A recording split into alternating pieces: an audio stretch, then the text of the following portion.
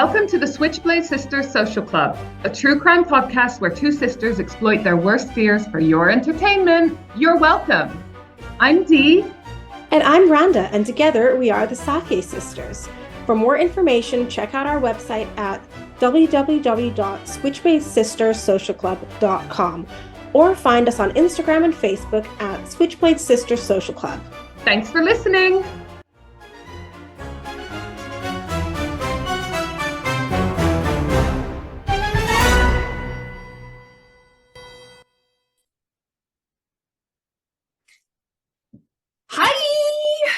My name's Dee, and this is Rhonda. Hi!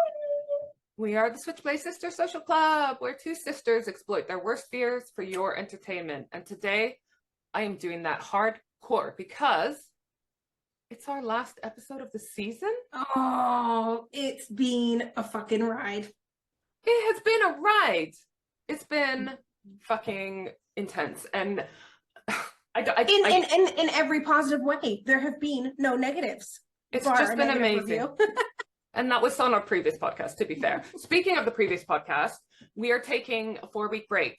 We will possibly be releasing some bonus episodes in that time, so really not having a break at all. But to keep your spooky meter high while we're gone, we will be re-releasing some of those previous episodes of We Knew the Moon with Rhonda as the co-host. So we've got an episode on hybristophilia, which is people that actively seek out relationships with people in prison. And can we just say that was the episode where we had our negative review on, not a proper review, but negative feedback on YouTube. But also one of the best reviews. We've had 2 good reviews.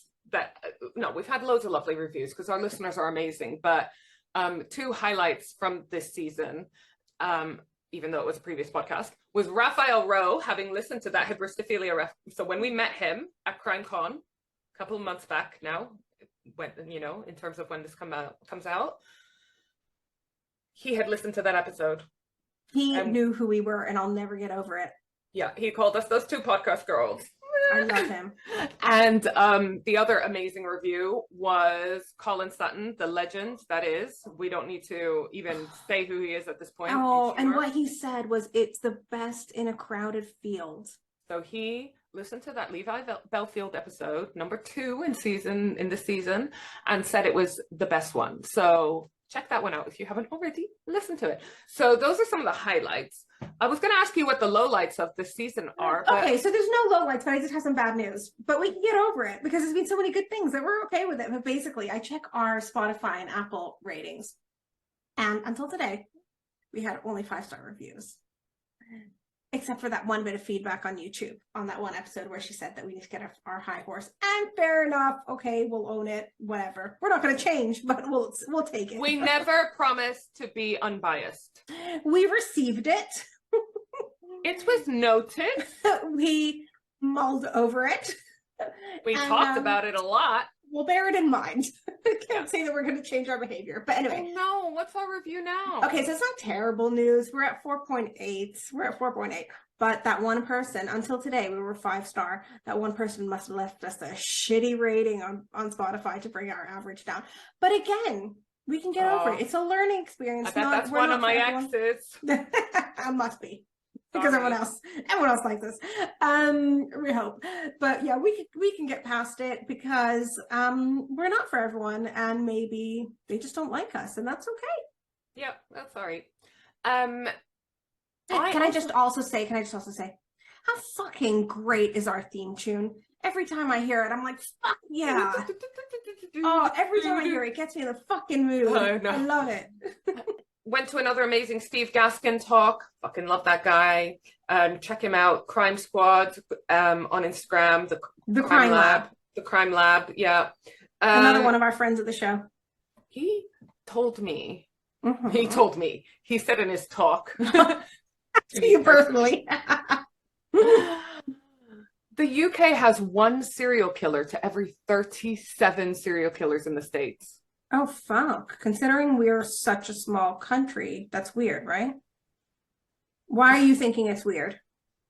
that for every serial killer we have in the UK, they have 37.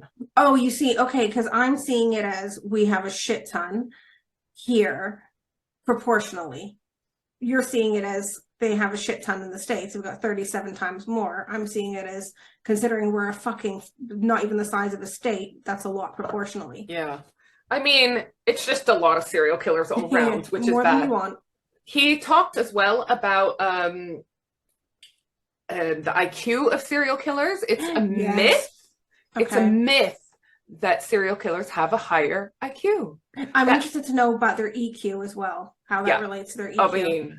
I mean, he didn't touch on that, but yeah, that would be interesting. But listen, so we know because there's a decline in it globally. Anyway, so the way the IQ system is set up is that 100 is the average. Yeah.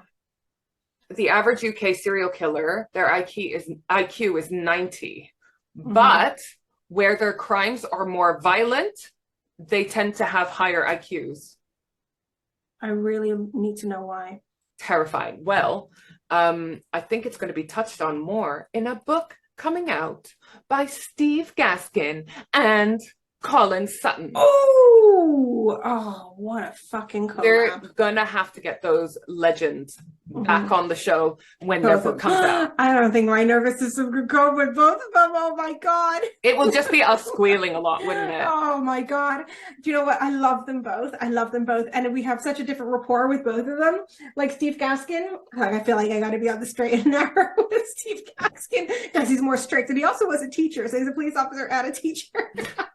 Whereas Colin's just a fucking I just laugh. want to flirt with it. But Steve, during his talk, he said a quote, and I wrote it down word for word because I knew you would love this, right? Yes. So Steve Gaskin. I love a soundbite. Tell me. Right. Steve Gaskin, open quotes. If you witness violent acts, you learn a valuable lesson in how to be dominant and violent.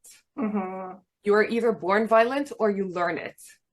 But he specified you have to witness that violence in person, not through video games, not through music. Remember when Columbine happened, that horrible shooting when we were at school, music, video games, and they blamed Marilyn Manson, blah, blah, blah. There's been loads of other shootings where they blame video games or whatever. And it's like, there are billions of people that listen to violent music, play violent video games and do not go and shoot people. You know, it's almost like a coincidence that these people that are predisposed to doing it, of course, they also like to have music that talks about that kind of shit. So, yeah. So he's suggesting that people were raised in that. Yeah. Okay. For the most part, they witness it. Yeah. And that's how they learn. They learn that that's how you get ahead. Or that's what you do when you don't get what you want. To exert dominance. Or exactly. Yeah. Now, yep. let me ask you a question. In the UK, what do you think is the most common murder weapon? I'm going to say a knife because knife crime is the biggest problem. Yeah, specifically a bread knife. Okay. So domestic happens in the home. Well, I mean, yes, in the home, but also people can take their knives from home. What the fuck is a bread knife? I thought a bread knife is it's like serrated, isn't it? So you can slice the bread. One of those, yeah. And he also, these are just like key interesting facts that I took from his talk. Surprise, surprise, a higher reward increases the chance of solving a crime. Yeah. There's actually statistical proof that it does help. Money talks. Yeah. I just wanted to say also that we have an audience survey out. What do you mean we have an audience survey? Well, I've built an audience survey. Okay. Go and we'll post links on the socials and on the website and everything. But do please, it'll be in the show notes as well. Do fill it in. Let us know how we're doing, what we can improve on, et cetera, et cetera. You know, we do want feedback. This is why we often post on stories. We post polls on stories. We do want feedback because at the end of the day, we don't do a podcast for self-indulgent purposes. We do it for... I mean, it's a bit of that, but it's also... Of course we enjoy it. But we would enjoy it more the more you guys enjoy it. So... Yeah, it's for our audience. It is for our audience. And that is genuinely what keeps us going. We take our Fridays off work so that we can record the podcast, research the episodes, and we do it for you. So we want to know that we say we take it off work, but like this podcast is slowly becoming our main job, podcast and related stuff, but it still feels like taking a day off work because we fucking enjoy it so much. Yeah, we do. Okay, look, on that note, I want to get straight in. So no more chit chat because this is going to be a bumper. Oh, okay. I'm ready. Let me get comfy. You're okay, not let's go. ready. Am I not ready? Tell me the fucking story. Tell me the fucking story. I'm going to cover the Wimbledon Common Murder of Rachel Nickell. Shut the fuck up. I can't believe I didn't even think of that as one to cover. Shit, I watched a documentary on that. No, the dramatization. Fucking hell. Shit. Okay, go. Yeah, so... What were you doing in Wimbledon? I was going there for a client meeting. You're asking me what I was doing in Wimbledon because a couple of days ago, I sent you a message saying I'm actually at the murder site of the case that I'm going to be recording with you next. So we'll post pictures. Oh shit, there's one really sad fact about this case that I don't like. There's more than one. This case is traumatic and I knew a lot of it. There is, as you said, a dramatization on, I think, Channel 4 at the moment. I think it's called Deceit or something. Yeah. Really good, but it is a dramatization because there's an undercover policewoman who's very actively involved in this case, but we don't actually know this person's name. And I don't know how actively she was involved in that show. And that show is very much from her perspective. So there is a lot of dramatization to it, if you know what I mean. It's kind of how they imagined the story from her side. So it's very good, but don't take it as gospel, basically. So my sources are in the show notes, but the main one is this book, The Wimbledon Common Murders, the shocking story of how an innocent man nearly got sent down for life. And that innocent man is Colin Stagg. So I also got his book, Pariah. So this one is by David Kessler and the other one is by Stagg. I should state that David Kessler is clearly very pro Colin Stagg. So am I, to be honest. It's actually really hard not to be when you read about this case and with all the hindsight and knowledge that we have now. But I just want to make it clear, again, that this is an unbiased, impartial account, but Colin Stagg has been cleared. And it's important to remember that this man is entirely innocent of the crimes that he got accused of. And it ruined his life. And when I say did they find the murderer? Yes, they did. But just the way this whole case was handled, I didn't have any idea. So I should say, this happened in the 90s. You and I were kids. I just about remember the murder. I don't know if you do because you're a couple of years younger than me, but we definitely remember the fallout from it. It happened very close to where we were living at the time. We grew up in Chiswick. Wimbledon is really close. And this case went on and was in the media for a long time because of everything that's happened. So, all right, I'm going to start with Robert Clive Napper. He was born in Southeast London on the 25th of February, 1966. He was the oldest child of Brian, who's a driving instructor, and Pauline. He had two brothers and one sister. He was the oldest. Quelle surprise, Brian, the father, was violent towards them, especially towards the mum and Robert. Eventually, Pauline, the mum, divorced the husband, but her health had deteriorated really badly, mainly because of the abuse. So the kids ended up spending a lot of time in foster care. I mean, it's not a great start, is it? Robert started skipping school. He started shoplifting. At the age of 12, he was abused, and his abuser went to jail for this. But I mean, that's such a tough thing for a kid who's already vulnerable, already experienced so much trauma in his life.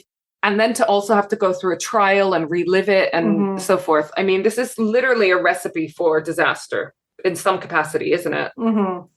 It's how a lot of these stories have started that we've covered. Yeah. Robert actually did receive counseling for 6 years, which is in the 70s, quite progressive. But Robert was changed after the abuse. He became introverted and, in quote, developed an obsession with tidiness. And apparently, this is an early symptom of psychosis. He was later diagnosed with psychosis, paranoid schizophrenia to be precise. He bullied his siblings and he used to watch his sister while she got changed. But just interestingly, there's no signs of bedwetting, playing with fire, or torture of animals, which we know is the triad, the dark triad, right? So this is very different to a psychopath. And what I learned as well, which I found really interesting, is that it's rare. It's extremely rare for psychopathy and psychosis to be found together. Okay, so I need to know more about psychosis because also, as we've seen, like, for example, Jeffrey Dahmer, he didn't grow up in an abusive household. Yeah.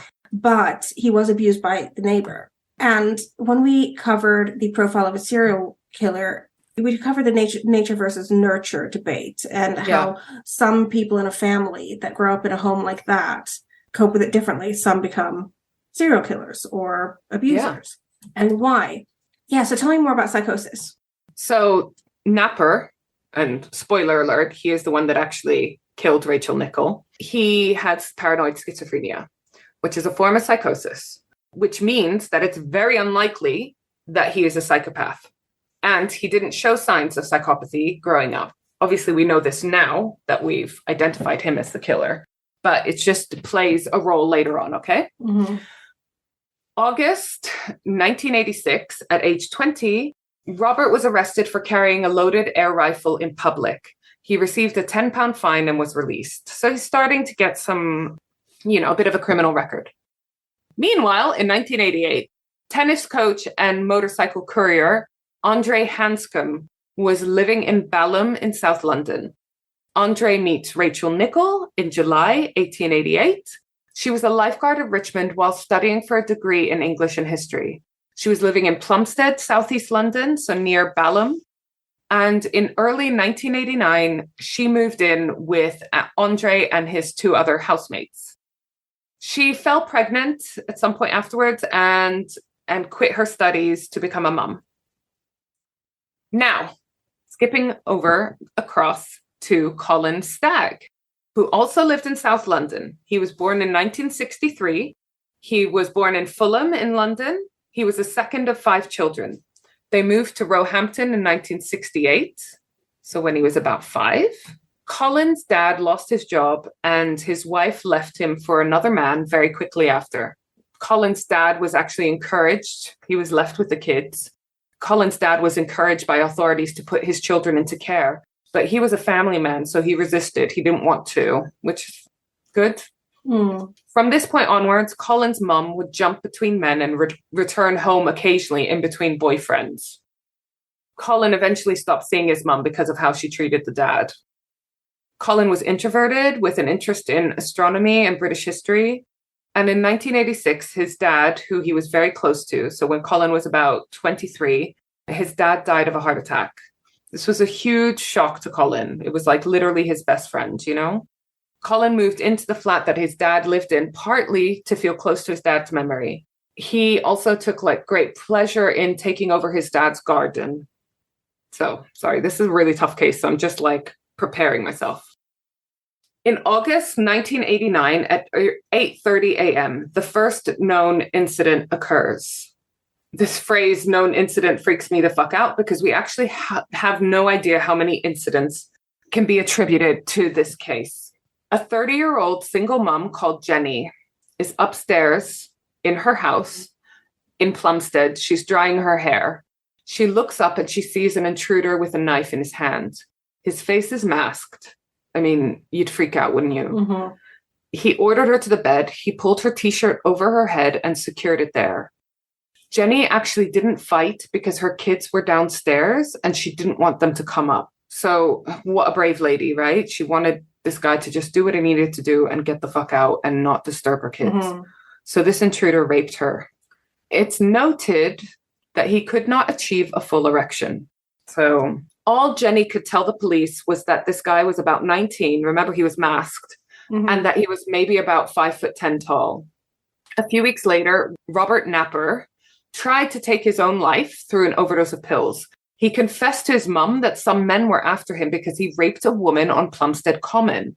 It doesn't even sound like he's talking about the Jenny case, but maybe a whole other case, right? Mm-hmm. A whole other rape that he's committed. Mm-hmm. His mother, fair play to her, calls the police to report this.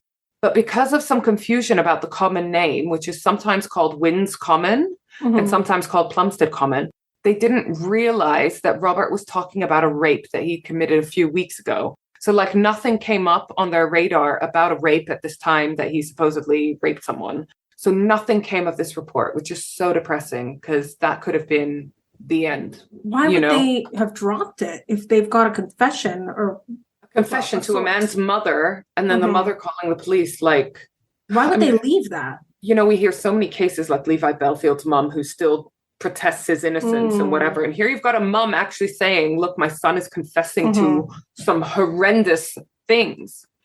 So you would have thought they'd do a bit more digging, but apparently it was dropped for whatever reason. Unbeknownst to the police, Robert Napper goes on to become what is known as the Green Chain Rapist. So again, like Levi Belfield, he was the Hampton Hammerer until he escalated to murder. And like the Golden State Killer, he was known as the East Area Rapist. And it took a while for them to realize that he was the same one that later on started murdering, but he had escalated. So Robert Napper becomes known as the Green Chain Rapist. The Green Chain is a series of parks and commons in Southeast London. Look, I mean, at this point, I was only on page 7 of this book, and I was like overwhelmed by how fucking awful this case already is, right? 2 months later, on the 10th of October, 1989, Rachel and Andre, their son Alex, is born. Rachel often took Alex and their dog Molly out to the park for walks. On January 1992, someone flashed her on Tooting Common, so she reported it to the police and just never went back to Tooting Common again. You could totally understand why if something happens like that, you just don't want to go back to the same place again. So instead, she started going to Wanstead Common, and there she got flashed again. By a different person or the same? Probably a different person. Okay, now. So instead, she started very soon before she was murdered. She had started going to Wimbledon Common instead, which she felt was safer, ironically.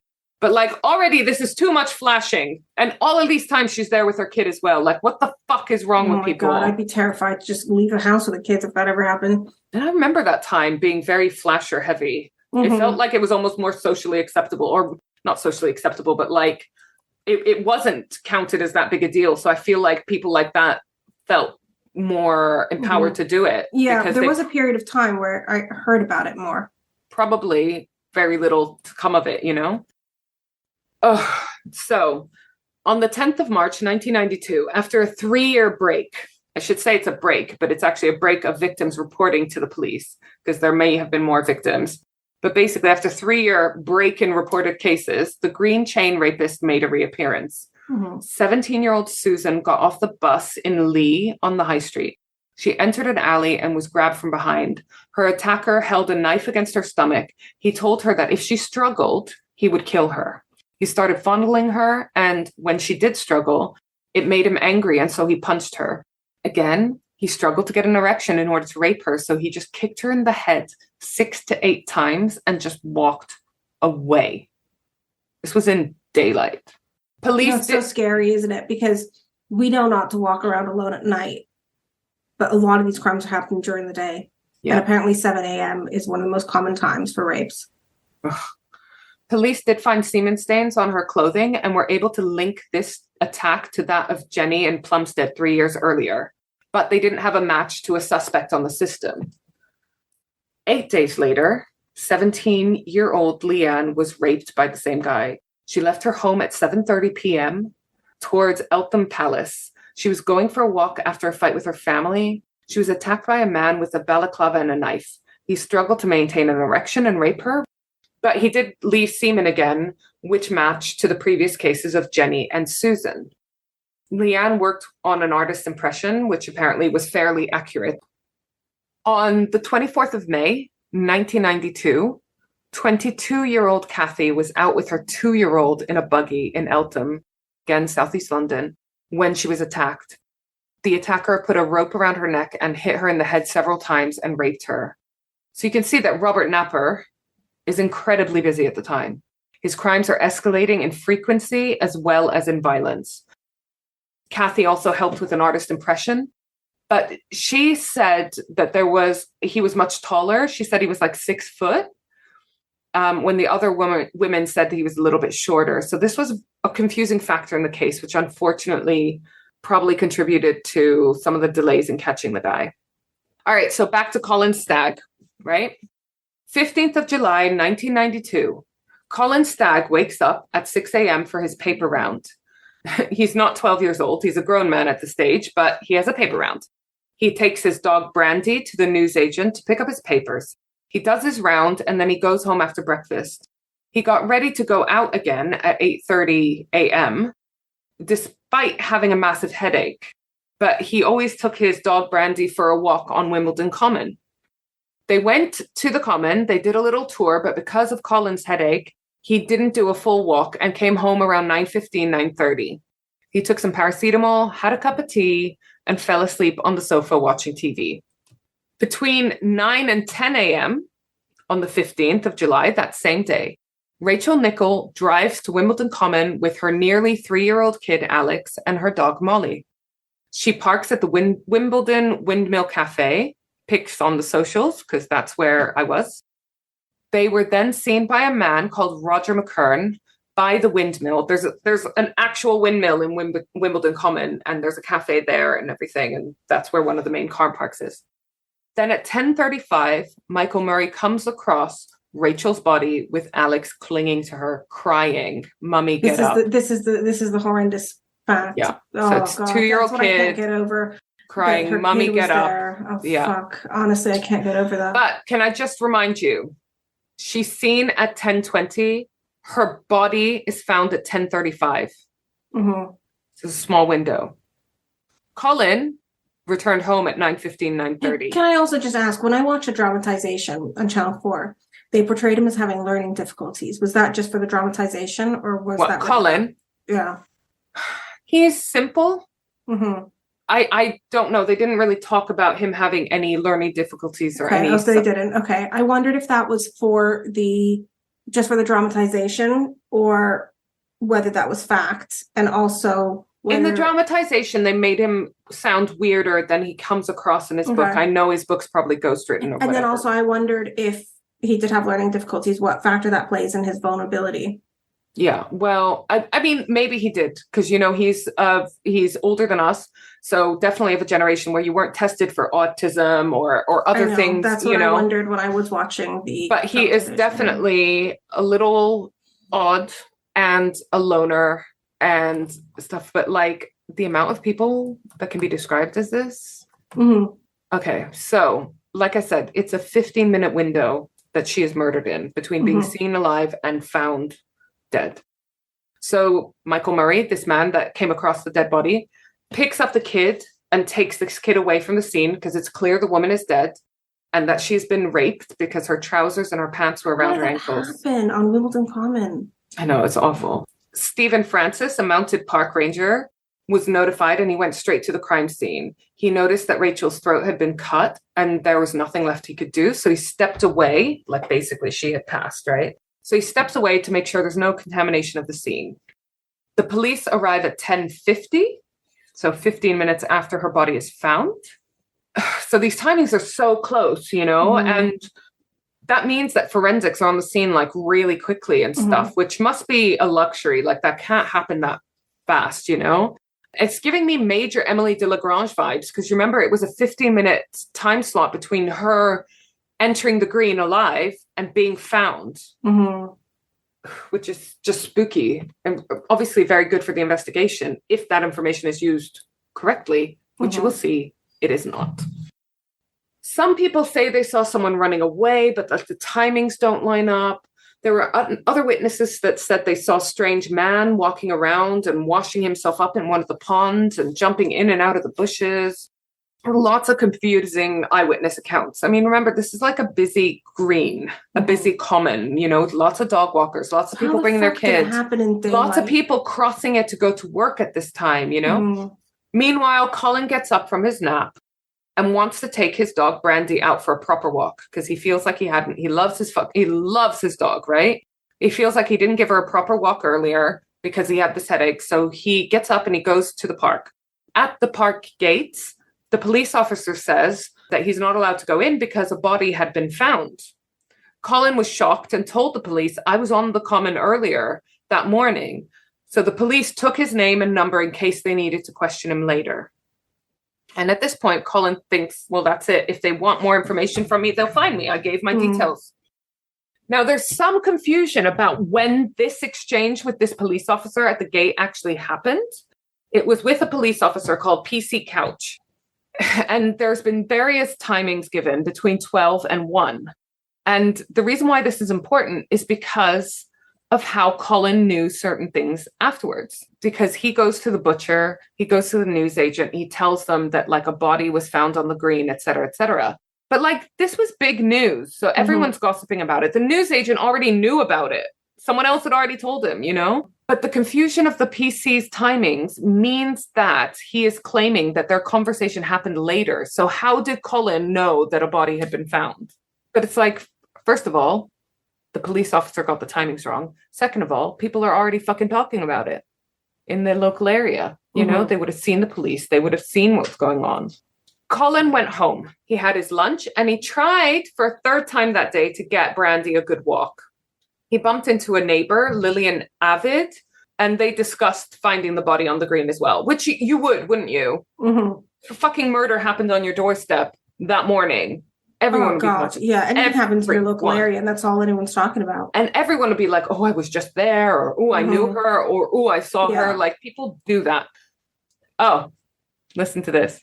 Senior lecturer and consultant at the Department of Forensic Medicine at Guy's Hospital in London, Richard Shepherd, arrives on the scene.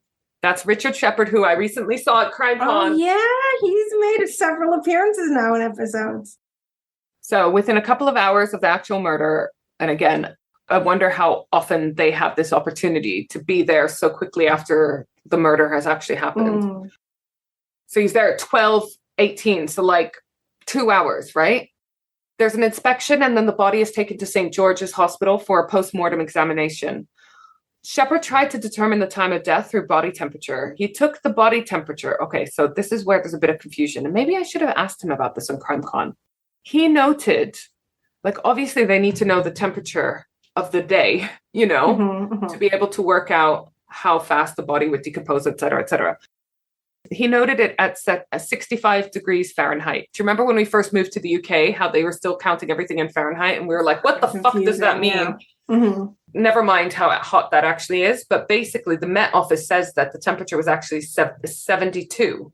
So where he noted it at 65, the Met Office apparently says it's 72 degrees. So 7 degrees difference, which is weird because it means that based on these numbers, the time of death would be 6 p.m. the previous day. Okay, so who was wrong?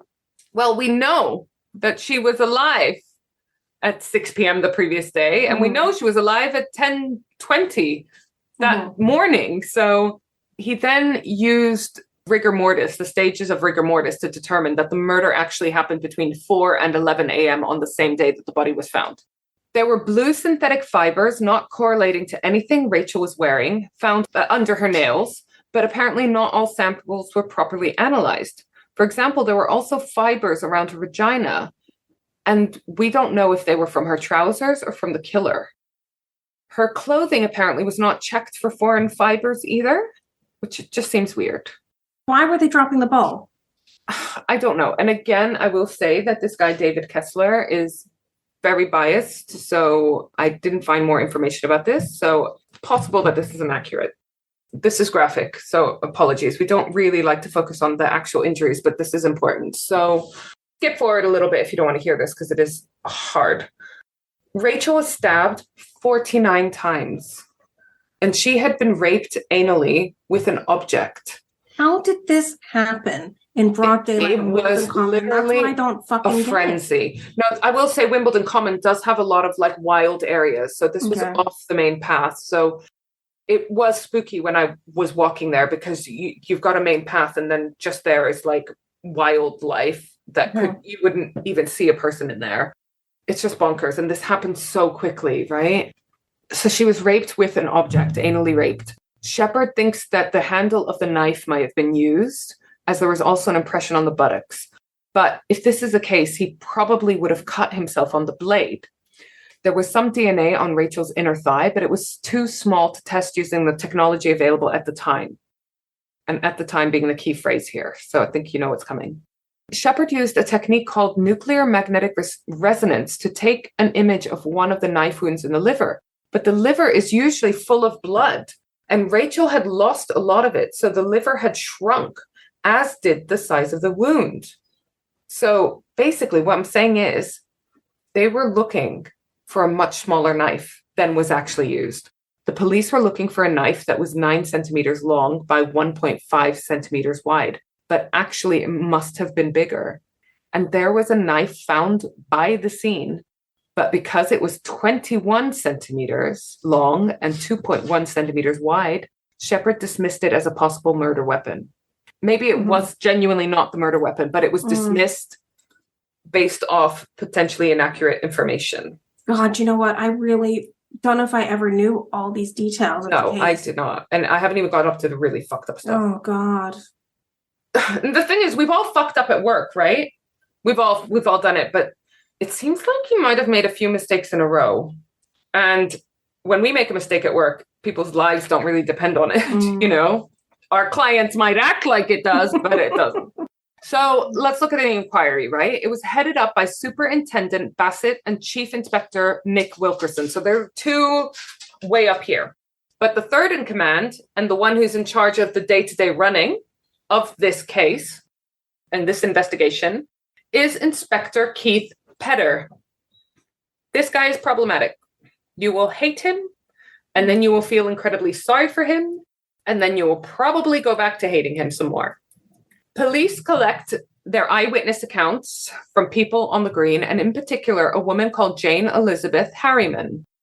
She's a solicitor's wife, so she's seen as a very worthwhile, worthy, reliable source, right? White middle class. I hate that when they dismiss someone as a reliable witness because for those reasons. But anyway. I mean, we talk a lot about victimology and how that affects how the case is handled. And also, same applies to eyewitness accounts and so forth. She said she saw a suspicious man 3 times between 10 and 10:30 in the bushes. Now, I want to go back to something Colin said in our interview where he was talking about how they weren't sure whether it was possible to have 2 perverts basically operating in Hampton and in Feltham so close together round about the same day. And I was like, we've been to a pub and been harassed by more than one pervert at the same time. If you've been to Feltham ever, you know it's full of fucking dodgy people. So basically, this could have been another person being weird and suspicious. Yeah. Because the fact that there might be 2 suspicious people in a big park at the same time does not surprise me. No, especially since they seem to be fucking hotspots. And also this guy, he was acting suspiciously, but it basically means he was walking around. And it's like, do you just, in hindsight, think he was acting suspiciously because you now know there was a murder there? Do you know what I mean? He was seen in the bushes even though he didn't have a dog. Maybe he needed a wee. I hate when men pee in public, but they do it. And it doesn't mean they are necessarily murdering someone. And apparently he hid his face from her. And it's like, yeah, maybe he was embarrassed because he was having a wee. Maybe he was even doing something worse than that. But it doesn't necessarily mean that there was someone else, that he was the murderer, right? But she says he was white, 5'10" short brown hair, white t-shirt, long sleeves with colored, like dark trousers and a dark bag. The third time she saw him coming out of the bushes, his belt was over his shirt. Superintendent Bassett, one of the high-ups on the case, calls in psychiatrist and villain of the story, Paul Britton. Tell me. On the 28th of July, 1992. So obviously the murderer is the real villain, but this guy comes second. He's a clinical psychologist with a background in forensic psychology, and he drew up a profile of the killer. Now, we love a criminal profile, and we've heard of good criminal profiling, like in the Larry Jean Bell case. Go back and listen to that episode if you haven't already, if you want to hear awesome criminal profilers at work. Carrying on listening to this one if you want to hear how criminal profiling is done extraordinarily badly. Because Paul Britton decides that the killer is a stranger to Rachel, mainly because Alex, the kid, was unharmed. So basically, if the person knew Rachel, then probably Alex would know him and therefore be killed. Oh, okay. It's like it's a possibility, but also she had a whole adult life. He's only 2 years old. It could be someone that she knew that Alex had never met before. Maybe he didn't have time. Maybe he got interrupted. He said that the crime was driven by sexual fantasy. And there's also a lot of debate about this. Was it sexual fantasy or was it rage? He said that the suspect was 20 to 30 years old, lived alone or with a parent. He was solitary, maybe into martial arts or photography, lived nearby and didn't drive. Interesting. He said that this was the first killing, but that there was a 50% chance he had a previous conviction for things like flashing. And it's like, oh, he's got a 50% chance of having X, Y, and Z. Seems like a cop-out. Because if you catch someone and they don't, it's like, well, I only said 50%, you know? Paul Britton claimed that the killer had a sexually deviant-based personality. But his definition of sexually deviant barely describes a killer and actually kind of describes most men, especially in the 90s. He claims they like women. They view women as a sexual object. Again, not saying this is right, but lots of men do. It's not unheard of. Fucking sad. Okay, Paul Britton says that they like anal and vaginal penetration, which again is not sexually deviant, really. It's just sex. They like sex. And also, I mean, she'd been penetrated anally. So, you know, it was, the clue was there. Yeah. He also claims that the murderer liked the submission of a female and they like role play. Again, that's a kink. That profile can fit a lot of men. It's yeah. So he also said that they could go into a sexual frenzy, which could culminate in the killing of a female. It's like, I'll give him that one, but also no shit. That's why you're investigating a murder. He did say, obviously, like a lot of criminal profiling, to be fair, that the suspect didn't have to tick all of these boxes, only some. But what that also means is that every man fucking fits in that category. Yeah, it doesn't narrow it down. It's really not a very specific profile, is it? Paul Britton also categorically stated numerous times that the murder of Rachel Nickell is entirely separate from the green chain rapist attacks, that they were being perpetrated by two very different people. Meanwhile, 3 more incidents occurred linked to the green chain rapist. So this is going on simultaneously. One of these incidents, the lady escaped because her dog, a corgi, bit the attacker. So it's like, good dog. You would fucking get that dog a steak that night, wouldn't you? Another one of the attacks was a woman with a buggy who was followed by a man. And again, it's like this being attacked with the kid around and how that doesn't seem to put the person off is... I'm really wondering if it's a fucking factor. Yeah. She got help from some people and the man ran away. There was another incident where the man tried to enter a home. And you remember, these attacks, these green chain rapists, has already been linked to an attack in a home. Jenny, the first known incident. Do you want to hate the Sun tabloid even more? God. Fuck. What else? Here we go. American forensic psychologist Robert K. Ressler was coming to the UK to promote his book, Whoever Fights Monsters, covering his time at the FBI Behavioral Science Unit at Quantico. The Sun had the right to publish extracts, you know, it was like sort of serializing some of the book. So when he was in the UK, they arranged for an interview. They arranged it at Wimbledon Common without telling him it would have anything to do with the Rachel Nickell case. He got suspicious when they asked to take pictures of him at the crime scene. And what was their agenda for that? They just wanted to have like a scoop, right? Some intel. But it's like, why don't you tell him, can we interview about this case? No, they were doing it sneakily. He got suspicious. He cut the interview short. The next day, the Sun publishes an article with extracts from his book, but they published it under the headline, Rachel, Sun flies in, Silence of a Lamb, FBI man. And they claimed that the stuff he had said about another murderer was actually with regards to the Rachel Nickell murderer. They have no integrity with their journalism, and we shouldn't even use the word journalism to describe that rag. And to understand how dangerous that is, this is a murderer still on the loose. So rather than giving the public key information, factual information that might help them protect themselves, potentially give the police a lead on the actual murderer, they're giving people false information and putting lives at risk. Even after Ressler complained, they did the same thing the next day where they published other quotes of his and claimed it was about Rachel again. Fucking scum. At me, the Sun. I don't care. Because of this, Ressler got in touch with the police dealing with the case and volunteered a genuine profile. So he's obviously like, fuck, the sun is like warping public perception on this case. Let me actually volunteer to help, bless him. So he got the case files. He didn't get the actual profile that Paul Britton had made up, but he did get like a summary of it, an evaluation by Paul Britton. Ressler wrote his own profile, which was 7 pages long and had 23 points on it. Ressler went into so much more detail in his profile, and his profile didn't match 75% of men like Paul Britton's did. Paul Britton said that the offender had a deviant-based personality. Ressler goes further and says he would be known to neighbors and associates because of his odd or strange behavior and appearance. Ressler says he's probably borderline schizophrenic, immature, and seeking friendships with younger people, maybe even children. He might have mental health issues. And it's interesting because schizophrenia is a form of psychosis. And we know that Napper had schizophrenia, and Ressler has identified that this person might be schizophrenic. Whereas Paul Britton says that he's a violent sexual psychopath. And we know, as I mentioned before, that psychopathy rarely happens at the same time in someone with psychosis.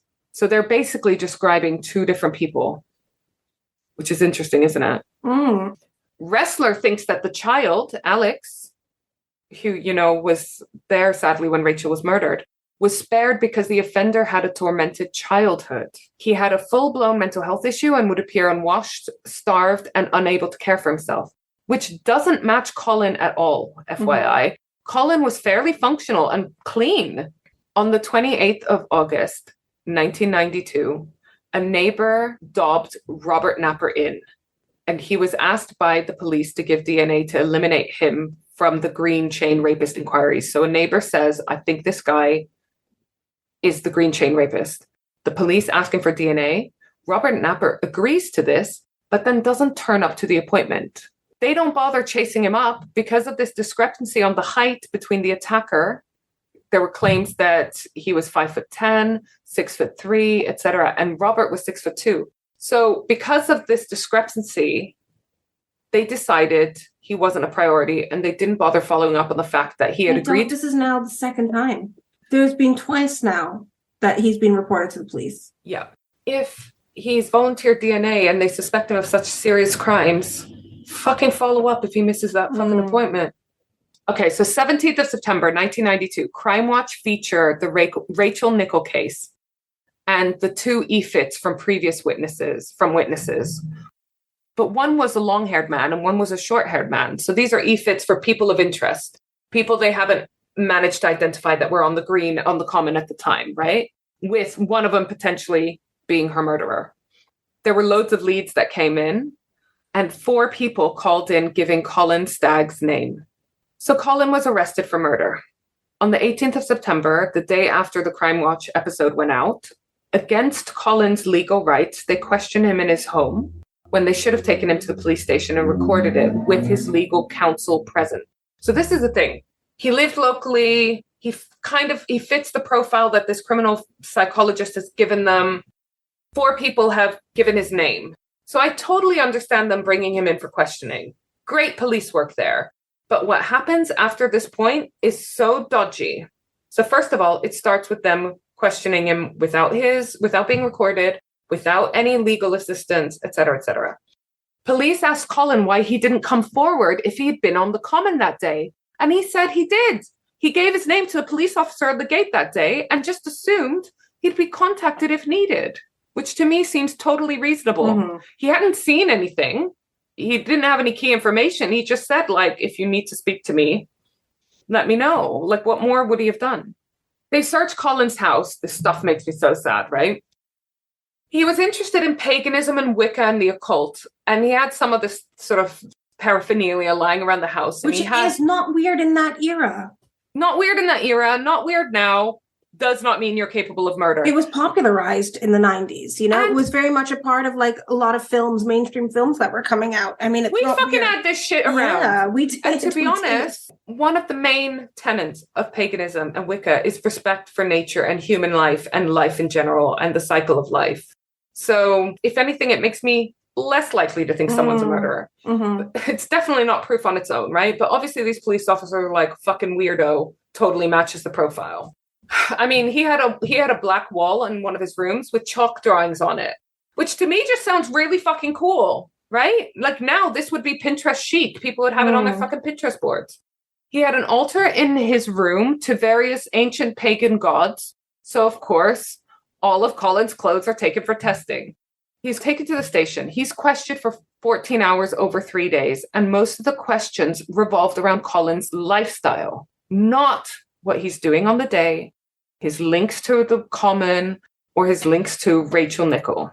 Paul in Britain is on the phone advising the police during this entire time. But again, like I said, the police investigating the crime and the suspect's alleged connection to it shouldn't be on a fishing expedition, trying to ask him things, trip him up, find out other weird shit about him to make him look more suspicious. That's not how an interrogation is meant to go. It's also weird that the duty solicitor that he was appointed as his legal counsel didn't step in at this point to defend his client and be like, hang on a minute, this isn't right. Lillian Avid, one of his neighbors, was a key witness. This is the one that he bumped into on the day of the murder, and they were discussing the murder. And she was like elderly. She was only interviewed 2 months after the murder, and she kept on calling Colin Tony, which is the name of one of his brothers. So she clearly didn't know who she was talking about, didn't remember, got things confused, was confusing different conversations, days, whatever. They interviewed everyone that Colin spoke to that day. For example, the newsagent and the butcher.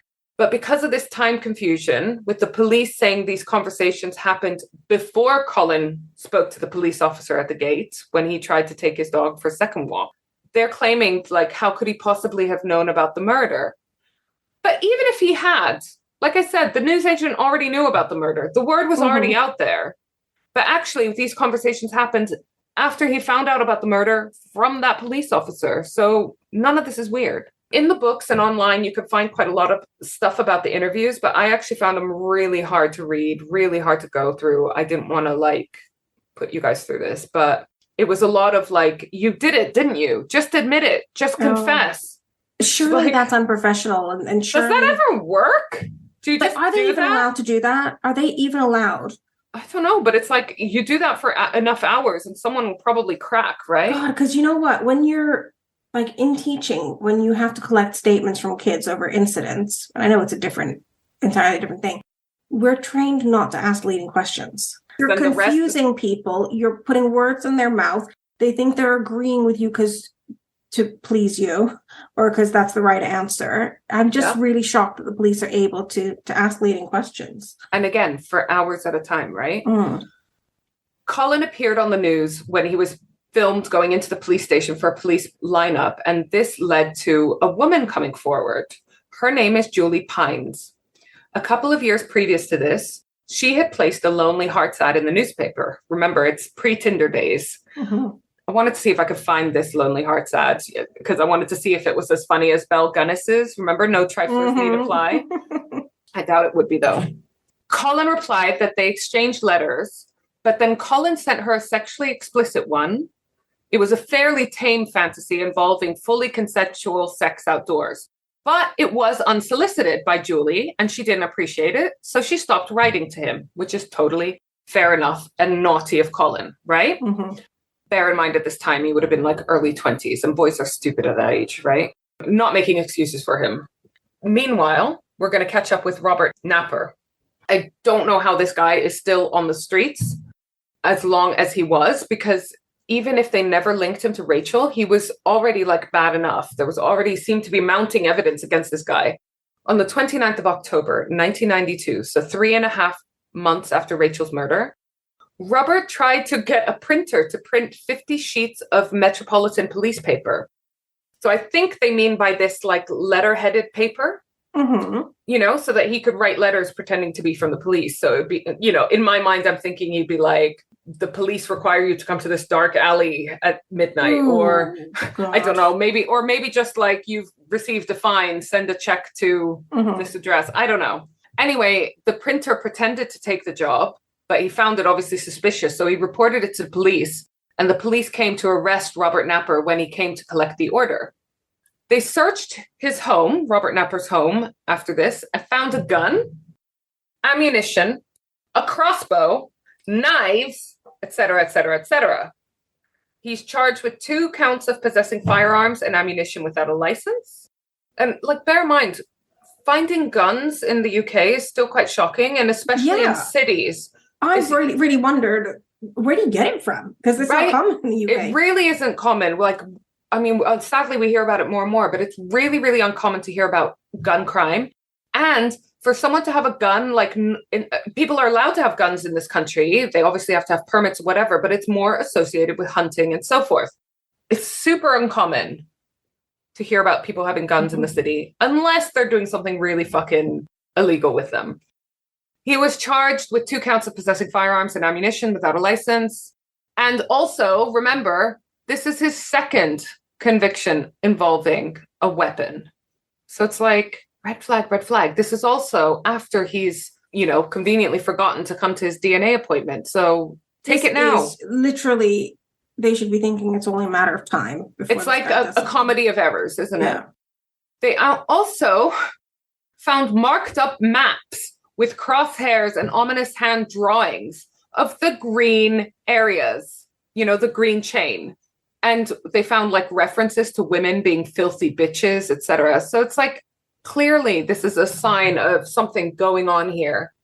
Despite this, Robert got 2 8-week sentences to run concurrently, same time. If they'd bothered to look at the markings on the map more closely, they would have seen that several of them were linked to green chain rapist attacks. But how did it go so wrong?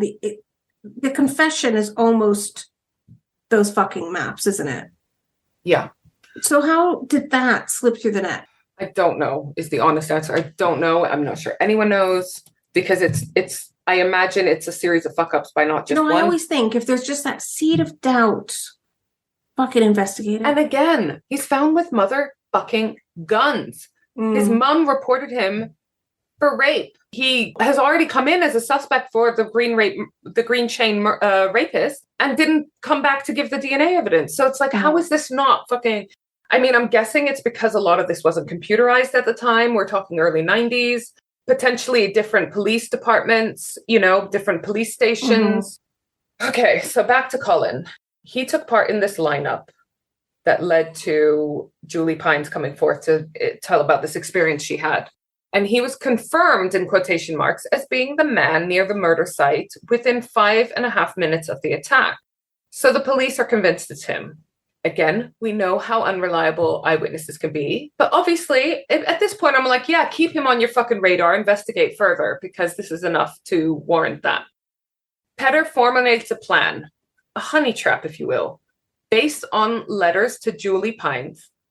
The idea was either to eliminate Colin from the inquiry or to get him to confess. And the idea was that there be no fishing, no leading questions, nothing. That everything in this operation, which I'll go into details with, everything had to come from Colin himself. They couldn't be seen to be offering any incentive to inspire him to confess. But already, right from the outset, they're offering something, because they're offering up a female, a mate, a partner, a soulmate. And this female comes in the shape of Lizzie James in January 1993. So they're under huge pressure to fucking get this case solved, because, it's almost a year since the original murder of Rachel Nickell. Police let Colin think they are no longer interested in him. And then Colin gets a letter from a supposed friend of Julie Pine. You can find the text of the letters online. They're like fascinating, but they're fucking disturbing. But this lady, Lizzie James, says she found the letter with the sexual fantasy he had written to Julie when she was staying at Julie's house, and that she herself was interested in him. Colin replied instantly. Of course he did. I should say at this point, he's a 28-year-old virgin. Of course he motherfucking replied, right? So already it feels like entrapment. He's done this before, responding to Lonely Hearts letters, and now he's further isolated because he's been like publicly shamed as potentially being a murderer. Lizzie in the letter implies that Julie was a prude. She didn't imply. She outright said, "My friend Julie is a prude. I'm much more your type." So again, implying that she is very sexually open, that she liked this sexual fantasy letter and that she's not a prude. Colin understood that Lizzie wanted him to talk dirty to her because she's basically saying that. He replies first asking for permission to do so. So it's like he's learned from his mistake previously, or he's matured in some way. It actually shows a lot of growth and emotional intelligence in my mind. It's like, okay, just to be clear, are you saying you want me to talk dirty to you? I want your permission, your consent before I go ahead and do this. But right from the start, you can see that Lizzie is directing the conversation, right? Here are some of the quotes from her letters. Tell me something that will send me crazy. Don't worry about upsetting me. Yeah, it's coercion and manipulation. Right? The letters Colin sent back were nothing alarming at first, really. Just about giving her pleasure, making her scream in pure ecstasy. I mean, hardly going to shock anyone, is it? And at some point, he says, she will be sore when he's done. I don't think that's bad at all, really. You know, that's just the thing people say, isn't it? But that's what Lizzie hooks onto, and she pushes him, saying that she has dark secrets that she longs to share and that have influenced her urges. But how is this ethical? Would this still be ethical nowadays? No, it wouldn't be ethical at the time either. But I mean, would it be permissible? Ethical, we know it's not, but is it permissible then? Well, that's the point. I'm going to get on to how they felt about this evidence, in quotation marks, when it got to court. She says, so Lizzie in the letters, she says she wants to feel Colin all-powerful and overwhelming. So again, very much directing the nature of their... It's giving him the answer she's looking for. It's basically she wants to be in the submissive role, i.e.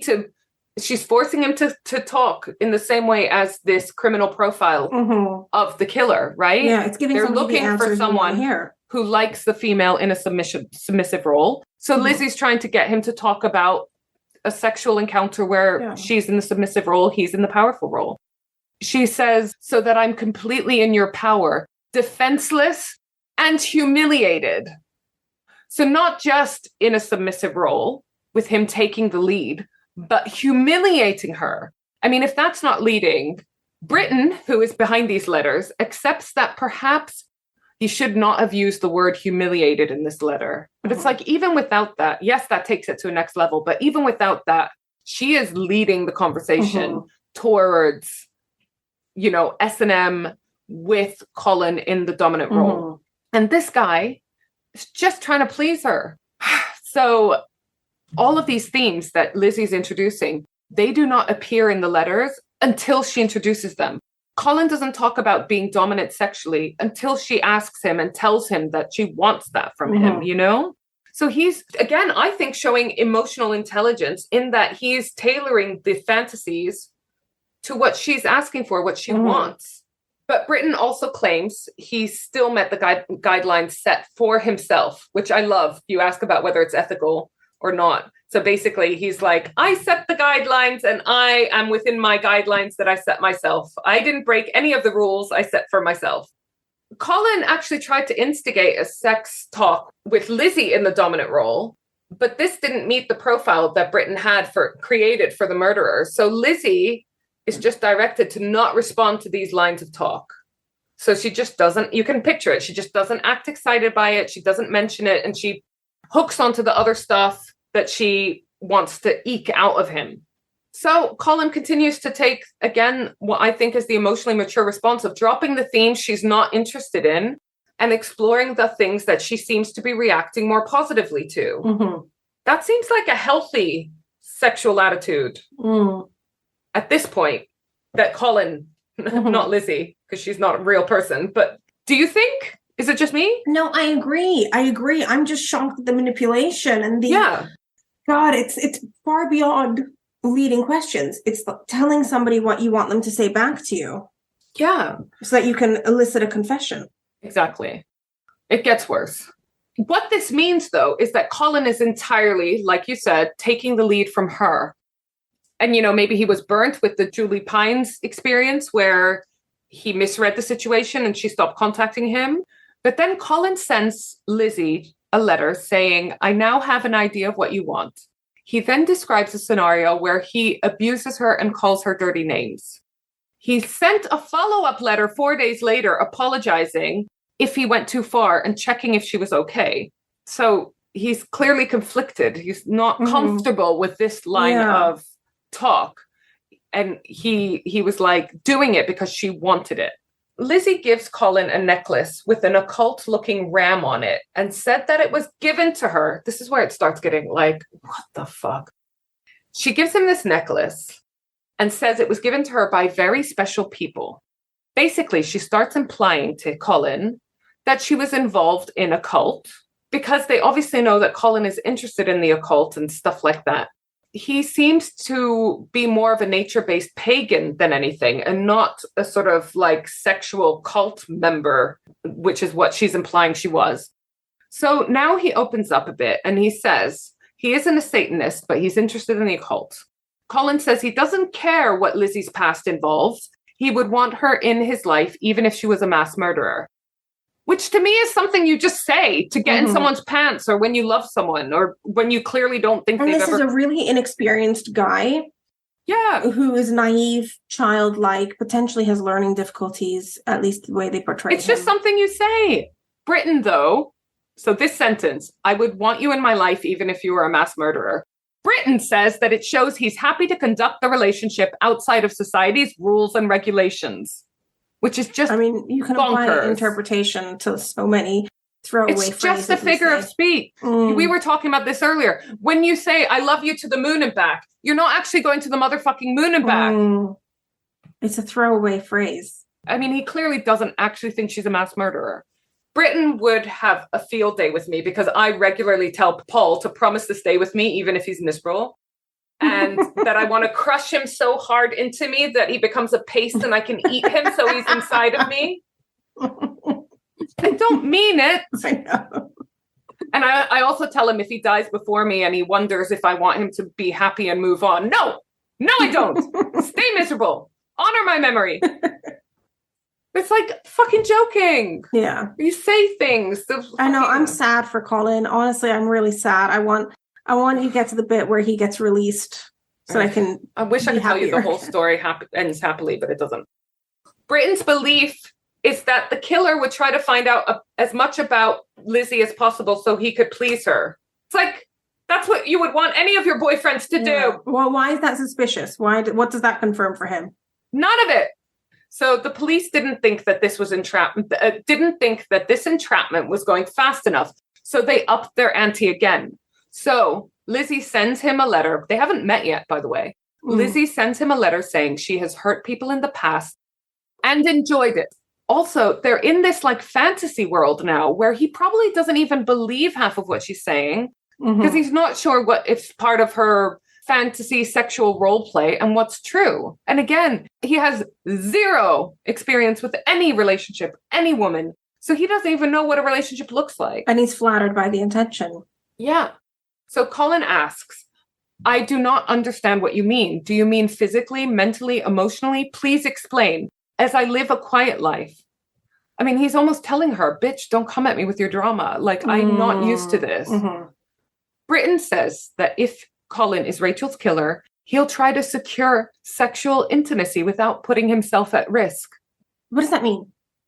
I don't know what the fuck it means, because everyone trying to secure sexual intimacy should try to do it without putting themselves at risk. That's what I mean. It's like, who was reading this going, yep, makes sense. Sounds legit. It just doesn't make any kind of sense to me. Lizzie is pressuring and suggesting a phone call. So they haven't even spoken on the phone. He's seen a picture of her. She's attractive. He's a 28-year-old virgin. So Colin is not the one that mentioned the phone call. And again, another example of how they are leading the whole conversation, the whole interaction, the whole relationship. She sends him a list of times that he can call because obviously they want to be recording it, et cetera, et cetera. She says she wants to confess her terrible secret to him. Terrible secret. Meanwhile, in April 1993, while all this Lizzie James, Colin Stagg relationship is going on, relationship in quotation marks, kids in Robert Napper's area are playing and they find a tin with a gun in it. Napper's prints are all over the tin And even though he has a previous conviction for firearms offenses, nothing is done. Like, he's still found with more weapons and nothing is done. Why do they keep ignoring it? So also in this month, the same month, Colin, who doesn't have a landline, calls Lizzie from a friend's house, and she's annoyed about that. She insists he calls her from a phone box in future. And I'm guessing this is because the whole police operation, they don't want Colin talking to other people about it. Mm-hmm. And they don't want anyone overhearing or whatever. They want him to speak freely. And they don't want him getting like advice from friends. Because like, so he didn't have a landline? No. Interesting, at a time with no mobiles. Yeah. But again, very small life. This guy led a very small world. He had a very small world, you know? On this phone call, they just make small talk. They speak again later, and a couple of days later, Colin suggests meeting up. Colin then sends Lizzie a letter saying he loves her. He's always been open with her about his interest in the Rachel Nickell case. The guidelines set were that actually the police, i.e. Lizzie, was never meant to be the one to raise the Nickell case or lead questions about it, the Rachel Nickell case. It needs to come from him, right? Of course he's got an interest. It happened on his fucking doorstep. Yeah. On the park that he walks several times a day with his dog. Again, small world. This is the biggest thing that has happened to him in fucking forever. So it's not a surprise. I mean, if it happened to us, we fucking are so obsessed with these kinds of cases, we have a podcast about it. On the 6th of May, 1993, they share another phone call. And Lizzie is properly hamming it up now.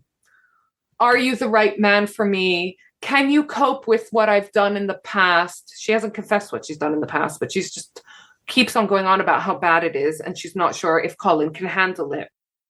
Obviously, at this point, Colin is in love with her. He's written her a letter saying, I love you. And I feel like he's likely to say almost anything to keep her, right? That's how is this not entrapment, though? How is this not? It's feeding him lines, you know? But it's like literally feeding him lines. So how? Listen to this. She even says she can't take the relationship further unless the man has done the same, in quotation marks.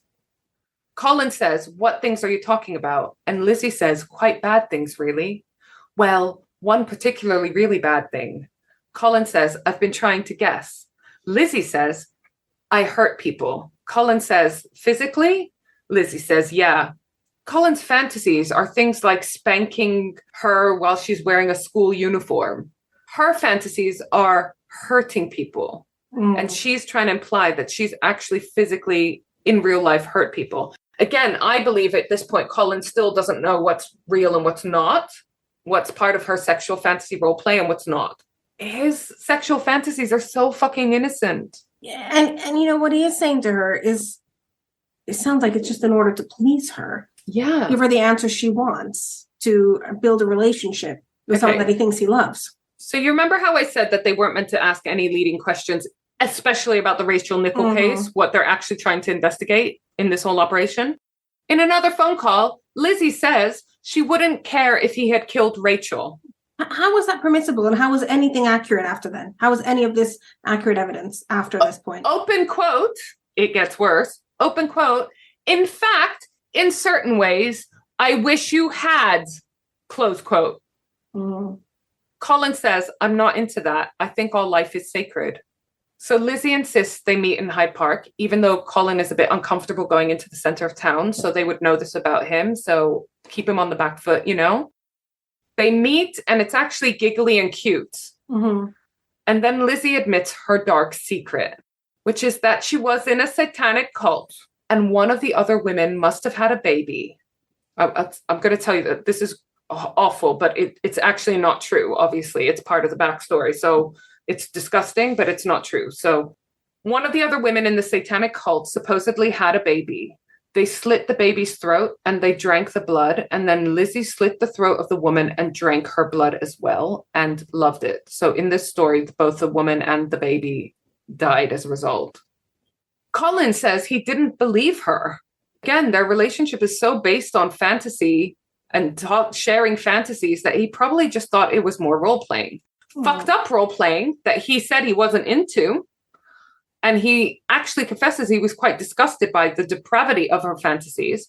But at this point, he's also a 29-year-old virgin. So he's had a birthday at some point. or I got the age wrong in the beginning. He felt that if he said that he either didn't believe her or didn't like where this fantasy was going, that it would end the relationship. Because she said that. She said, I want someone who can keep up with me, who can cope with this, blah, blah, blah. But Lizzie was not the one that was supposed to be introducing new ideas into his head and directing the conversation. And here she is, turning the conversation to killing, to drinking blood, like all kinds of fucking shit. And saying that she wants a man who's done the same thing and that she preferred it if Colin actually had killed Rachel Nickell. I mean, it's obscene, isn't it? I just don't know how this passes the police force's ethical guidelines. Colin is actually overwhelmed by these fantasies. And the next letter he writes to her, he's actually starting to copy fantasies from men's magazines. He's run out of fantasies. He's like, my sexual fantasy is to have sex. The day after they met and Lizzie had told Colin that she has killed someone, he called her and said, you're aiming a bit high. I've never done anything like that. Her response was, oh, I'm going to have to think about this. You know, implying that unless he's killed someone, So their how- relationship is over. Even if he confesses at this point, how can that ever be considered a real confession? Well, like I said, we'll talk about what happens when this evidence in quotation marks comes to the court. A couple of days later, Colin calls Lizzie and in quotation marks, he confesses to strangling a girl with his cousin when he was 12 in the New Forest. Okay, first of all, this was obviously fact-checked by the police. I shouldn't say obviously, because at this point, it's like, what are they actually fucking doing? It's fact-checked and it's completely false. So he's making up shit just because she's told him she's going to dump him. But her response, anyways, was that, oh, well, that's not really the same, is it? Like, oh, you're a kid. I need something more serious than that. So she's basically entrapped him to confessing to a murder, and she's still saying, no, I want more. Okay, then Lizzie sends Colin a tape, which just is so 90s, of her dictating a fantasy involving knife play. The sexual fantasy involving knives. Remember, because Rachel Nickell was stabbed so many times and her throat was slit and everything. This is the first time that knives has come up in their fantasy chat. So again, she's leading and directing the conversation. He calls to thank her. And so she turns the conversation to Rachel Nickell. Again, something they said they weren't going to do. And she says, not only does she say, oh, remember that murder, blah, blah, blah. She says, I wish you had done it. Knowing you got away with it, I would have thought that's brilliant. Colin then told her that he was on the common when Rachel was killed and that she had been raped and decapitated. This is actually entirely incorrect. She was sodomized by an object, so she wasn't vaginally raped. And the fact that she had been decapitated was a rumor that was sparked. It was false. Her throat had been slit, but she wasn't nearly decapitated. It was so awful. But there was a photograph that had been taken of the scene because of some shadows and the angles kind of made it look like she'd been basically decapitated, but it wasn't true. And remember, he would have seen stuff in the press, stuff in his interviews. So, yeah. So basically, he gets key facts wrong about how she was murdered and what happened. At one point, Colin does a press interview. This just gets worse and worse. Lizzie expresses her displeasure at this with Colin. She says she's mad at him because she says that she wants it to be private, their relationship. He hasn't mentioned Lizzie in this, but that she doesn't want any kind of publicity, blah, blah, blah. And it's because Britain doesn't want other women to become interested in Colin and jeopardize their operation. So they don't want Colin to have a public persona, a public profile, in case other women contact him. And he starts, God forbid, developing a healthy relationship with someone rather than carrying on this completely dysfunctional relationship and also entirely fake relationship and also one that's potentially going to end very badly for him. So they don't want him. They're ruining his life. They don't want him to have a genuine love life. They're trying to keep him isolated so that they can manipulate him further.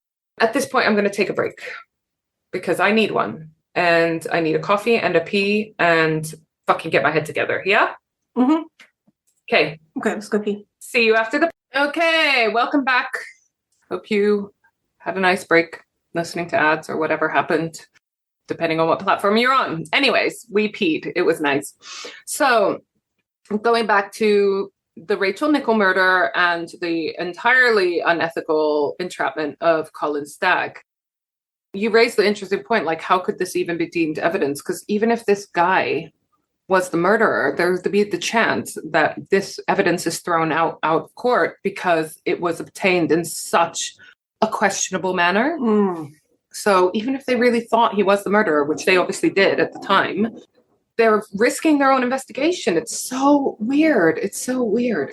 So July 1993, well, a year after the murder, one evening at 9:30 p.m., Robert Napper was outside of a house in Plumstead, peeping in on one of the residents who was walking around without much clothes on in her own house. So again, this is Napper coming up on police radar again.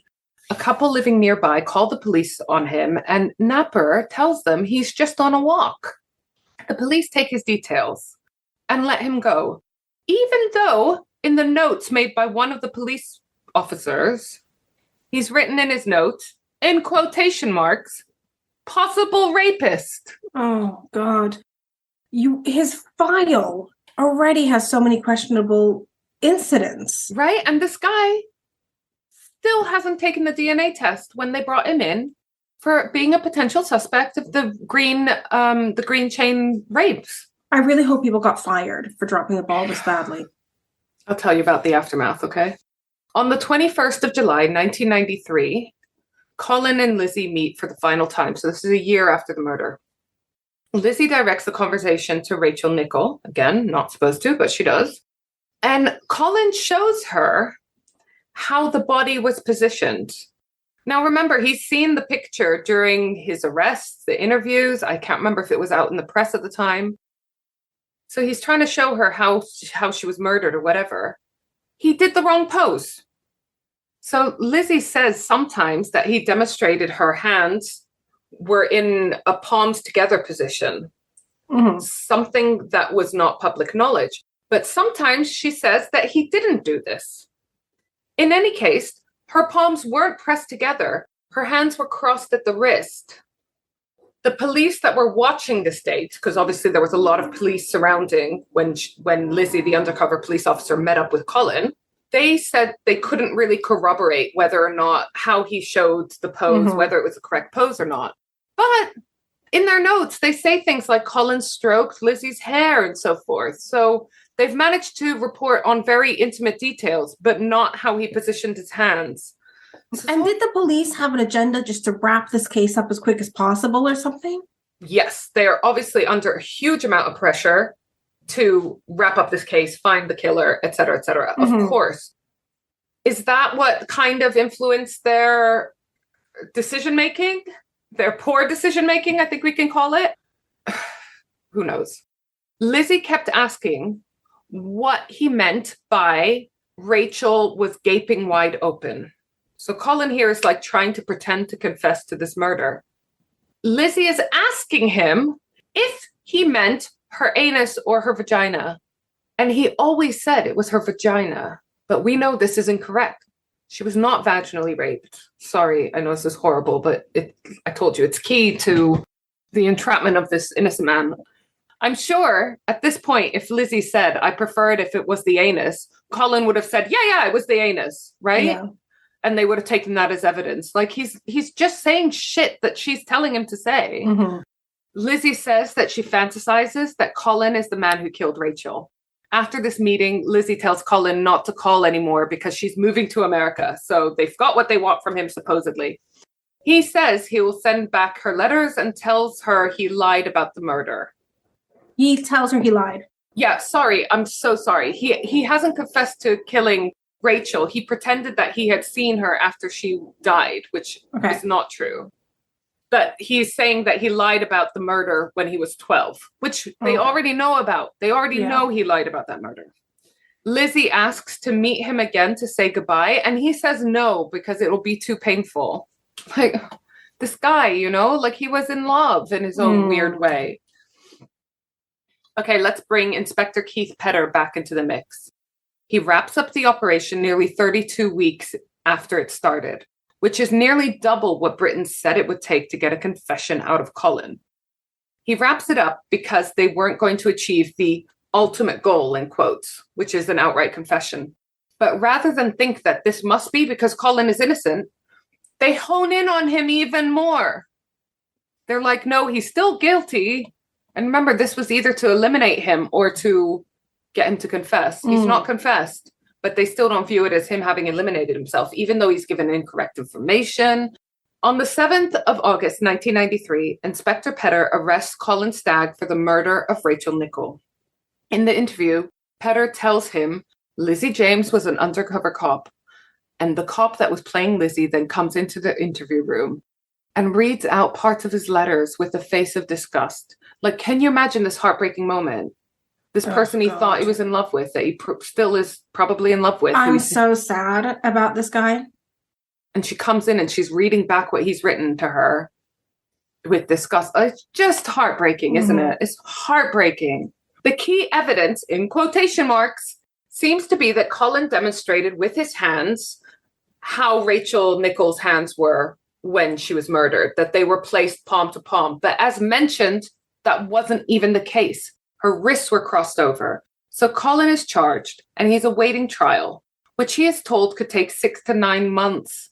Okay, so fast forward a couple of months now, a few months, to the 4th of November, 1993. A man called Conrad Elam goes to his girlfriend's house, Samantha Bissett. She doesn't answer, so he uses the key that he has. He doesn't normally just use it. He will always knock or whatever, but because she's not answered, he enters the property. He sees a large stain on the carpet and he sees Samantha in the lounge. He assumes she's asleep. He goes up to see Jasmine, Samantha's 4-year-old daughter, and assumes that she's also asleep. But actually, he sees that Jasmine has been sexually assaulted and is dead. No. She had been smothered by a pillow.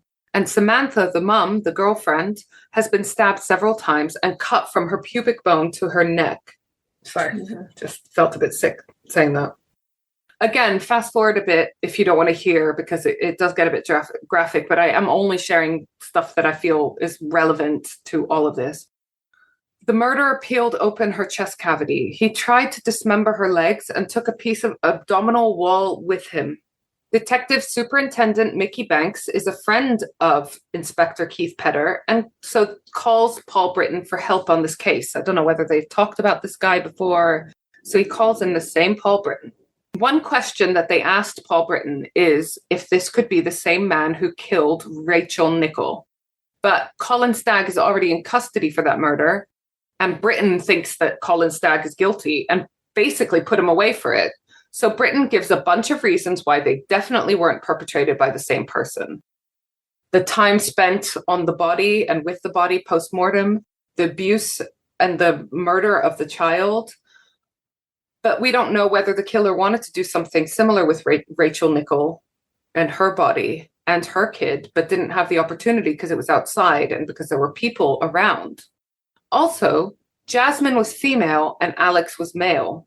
So going back to Ressler's criminal profile, he might have left Alex because he saw something in himself, in that child. He might not have had the same feeling. And it's hard to find the words, not morality, I was going to say relatability, but I don't like that. He might not have had the same inclination to a female child.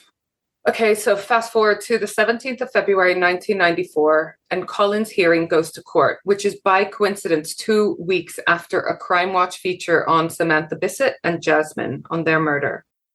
At the trial, each witness claims he was wearing different clothes when they saw him at different times.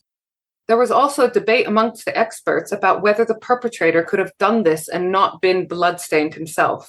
Because remember, we've had this conversation in like the bodies in a suitcase, saying like how bloody a dismemberment might be, or stabbings. Yeah.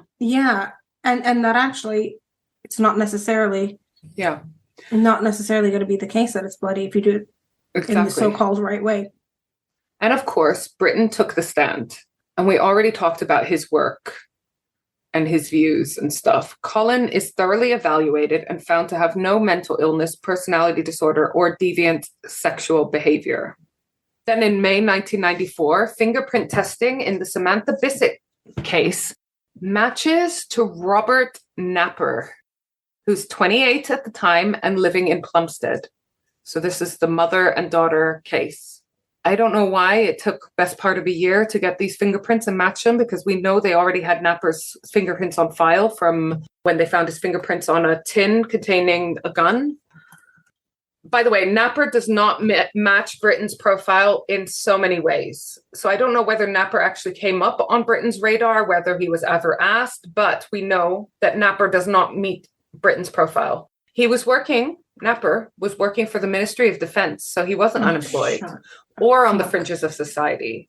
And also, he had previous convictions, but not for sex or violence, but for firearms. After police and that didn't exclude him from working for Ministry of Defense? What the fuck? I don't know what his role was in the Ministry of Defense, but the point was he was within society, not on the fringes.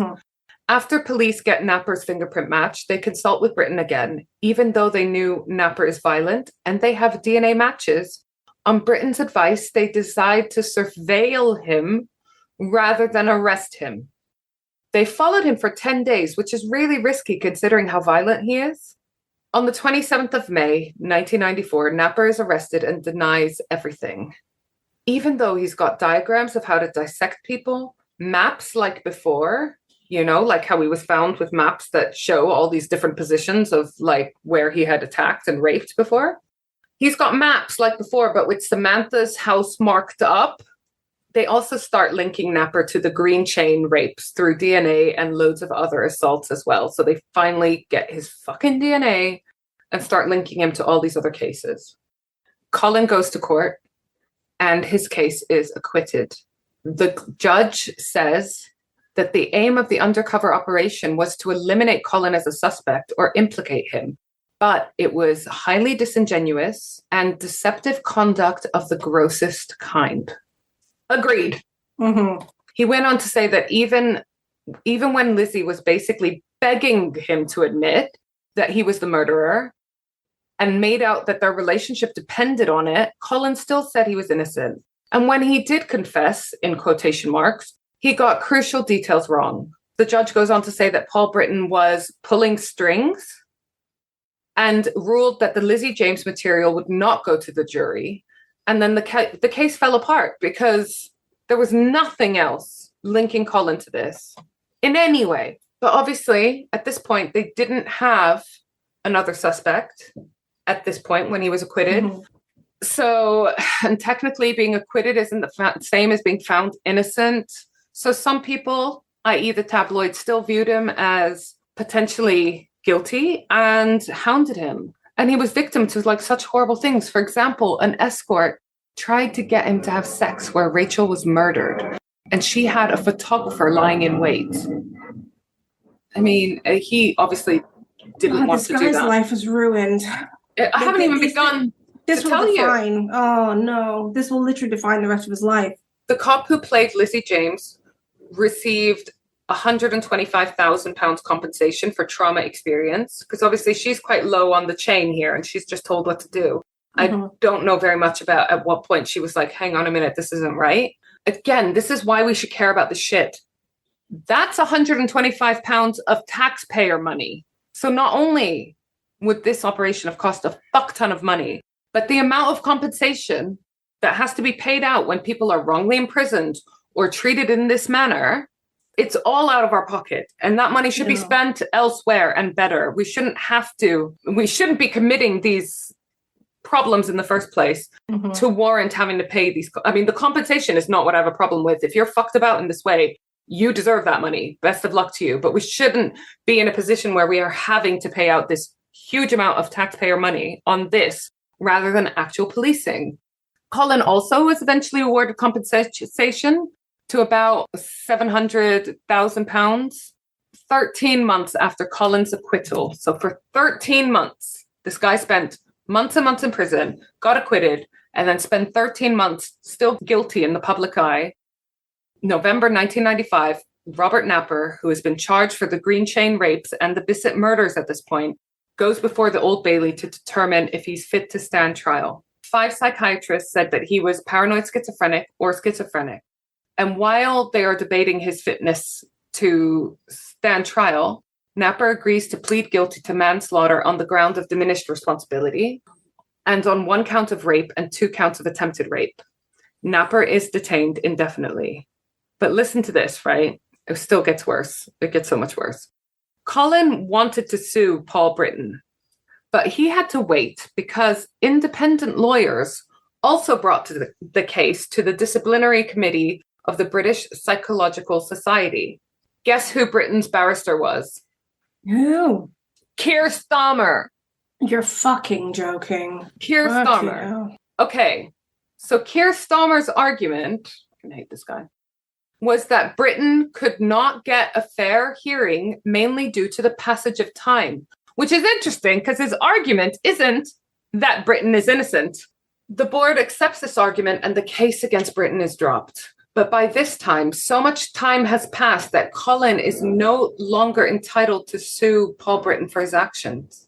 So we normally have a section on hashtag fuck the Tories, but here we could say hashtag fuck New Labour, Tories in disguise. Exactly, I was just going to say that, yeah. Fast forward 10 years after the murder.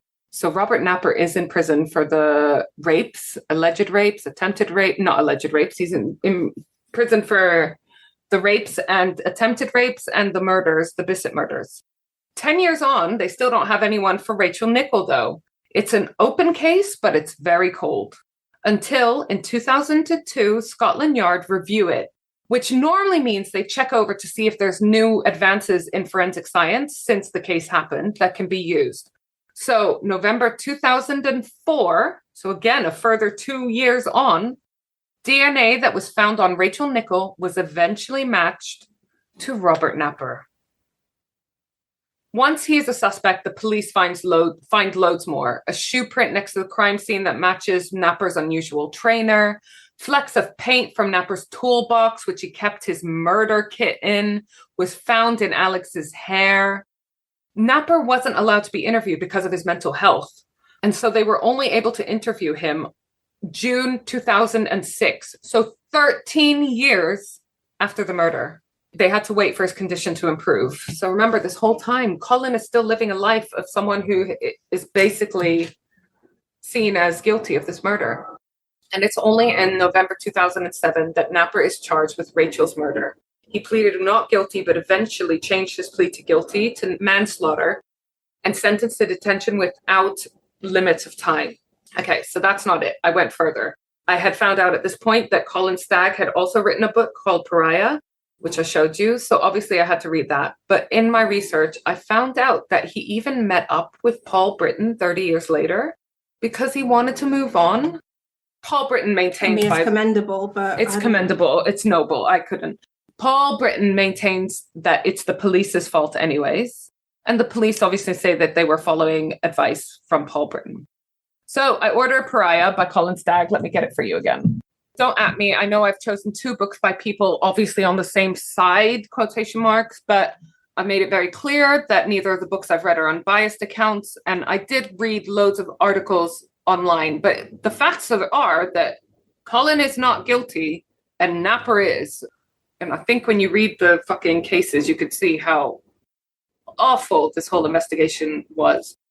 Keith Petter also has a book, so does Paul Britton on the case, but you know what? I cannot bring myself to give either of them money. I can't. Mm. If you've read these books, tell me about them. I would love to know what's in them. I just cannot bring myself to buy them. I hope Paul Britton has the weight of his conscience on his shoulders. And look, I know that making such an operation must be tough. I couldn't do it, but I'm not an expert, you know, and I just wish that these experts in quotation marks would admit the same if it's something that's beyond their capacity, if they're out of their depth, rather than carrying on with even more conviction, even though they have no fucking clue what they're doing. People's lives are at stake here. Back to Colin's book. Remember, he was in jail for a year in 93 and 94 before being acquitted. And then he was only really, truly cleared in the eyes of the police and the public in 2008 when Napper was finally found guilty.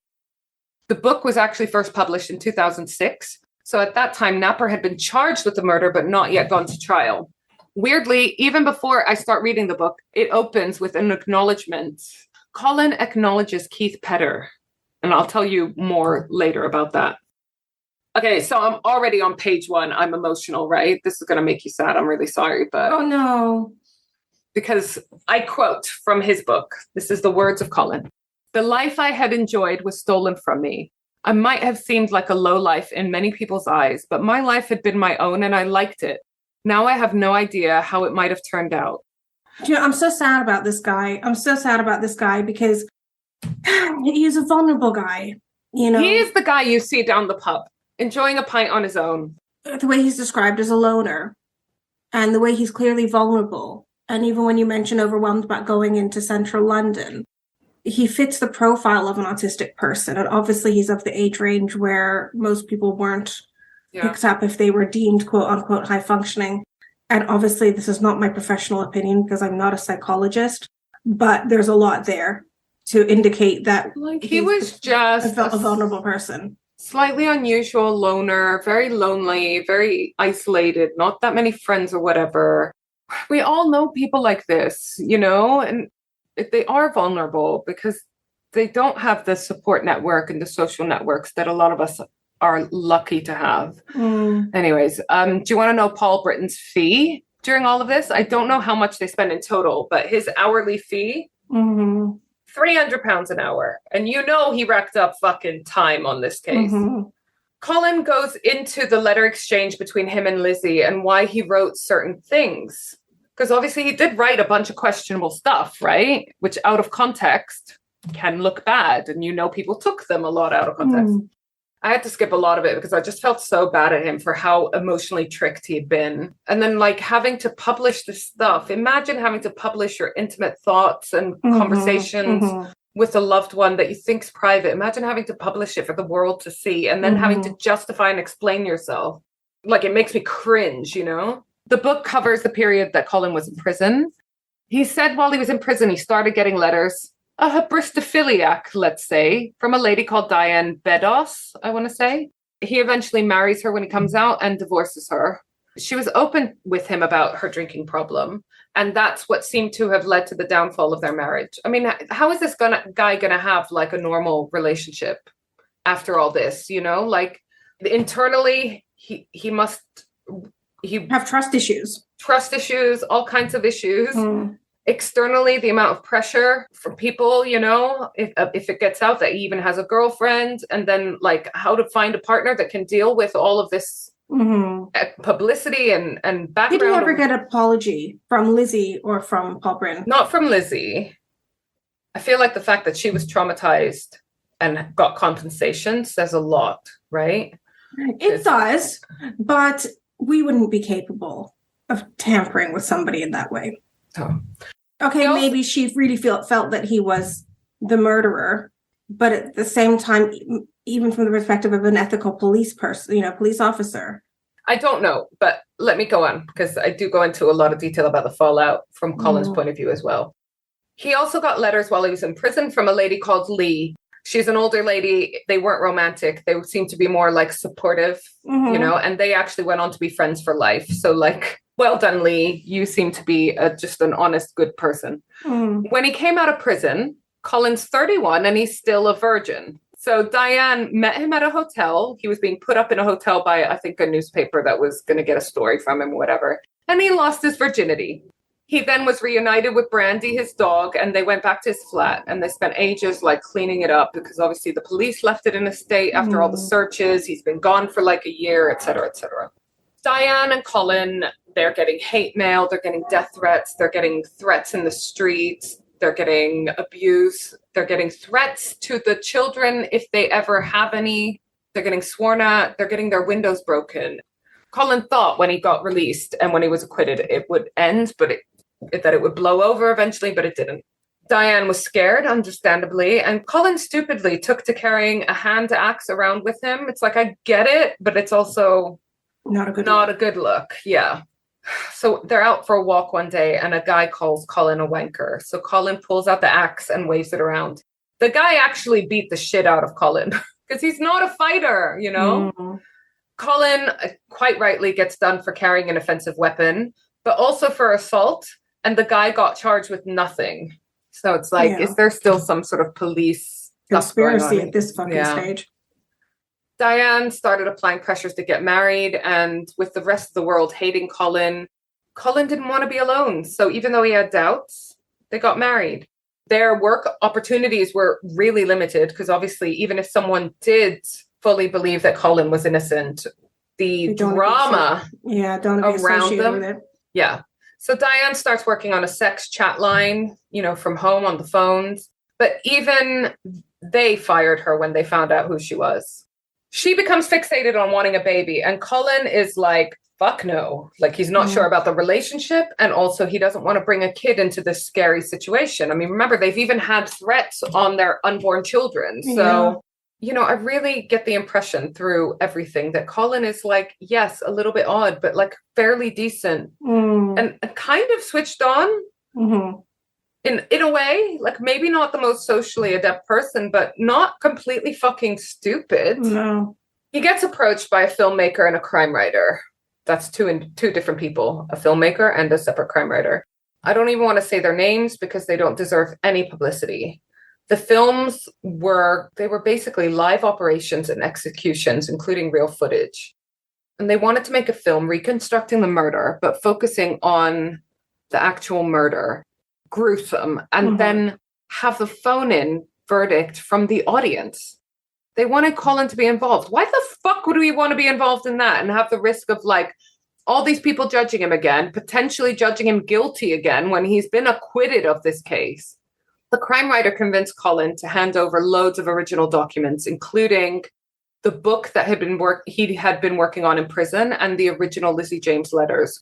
So I don't know whether they managed to convince Colin that this would be good, that they will finally prove his innocence. He promised Colin that we would help him get his book written and published.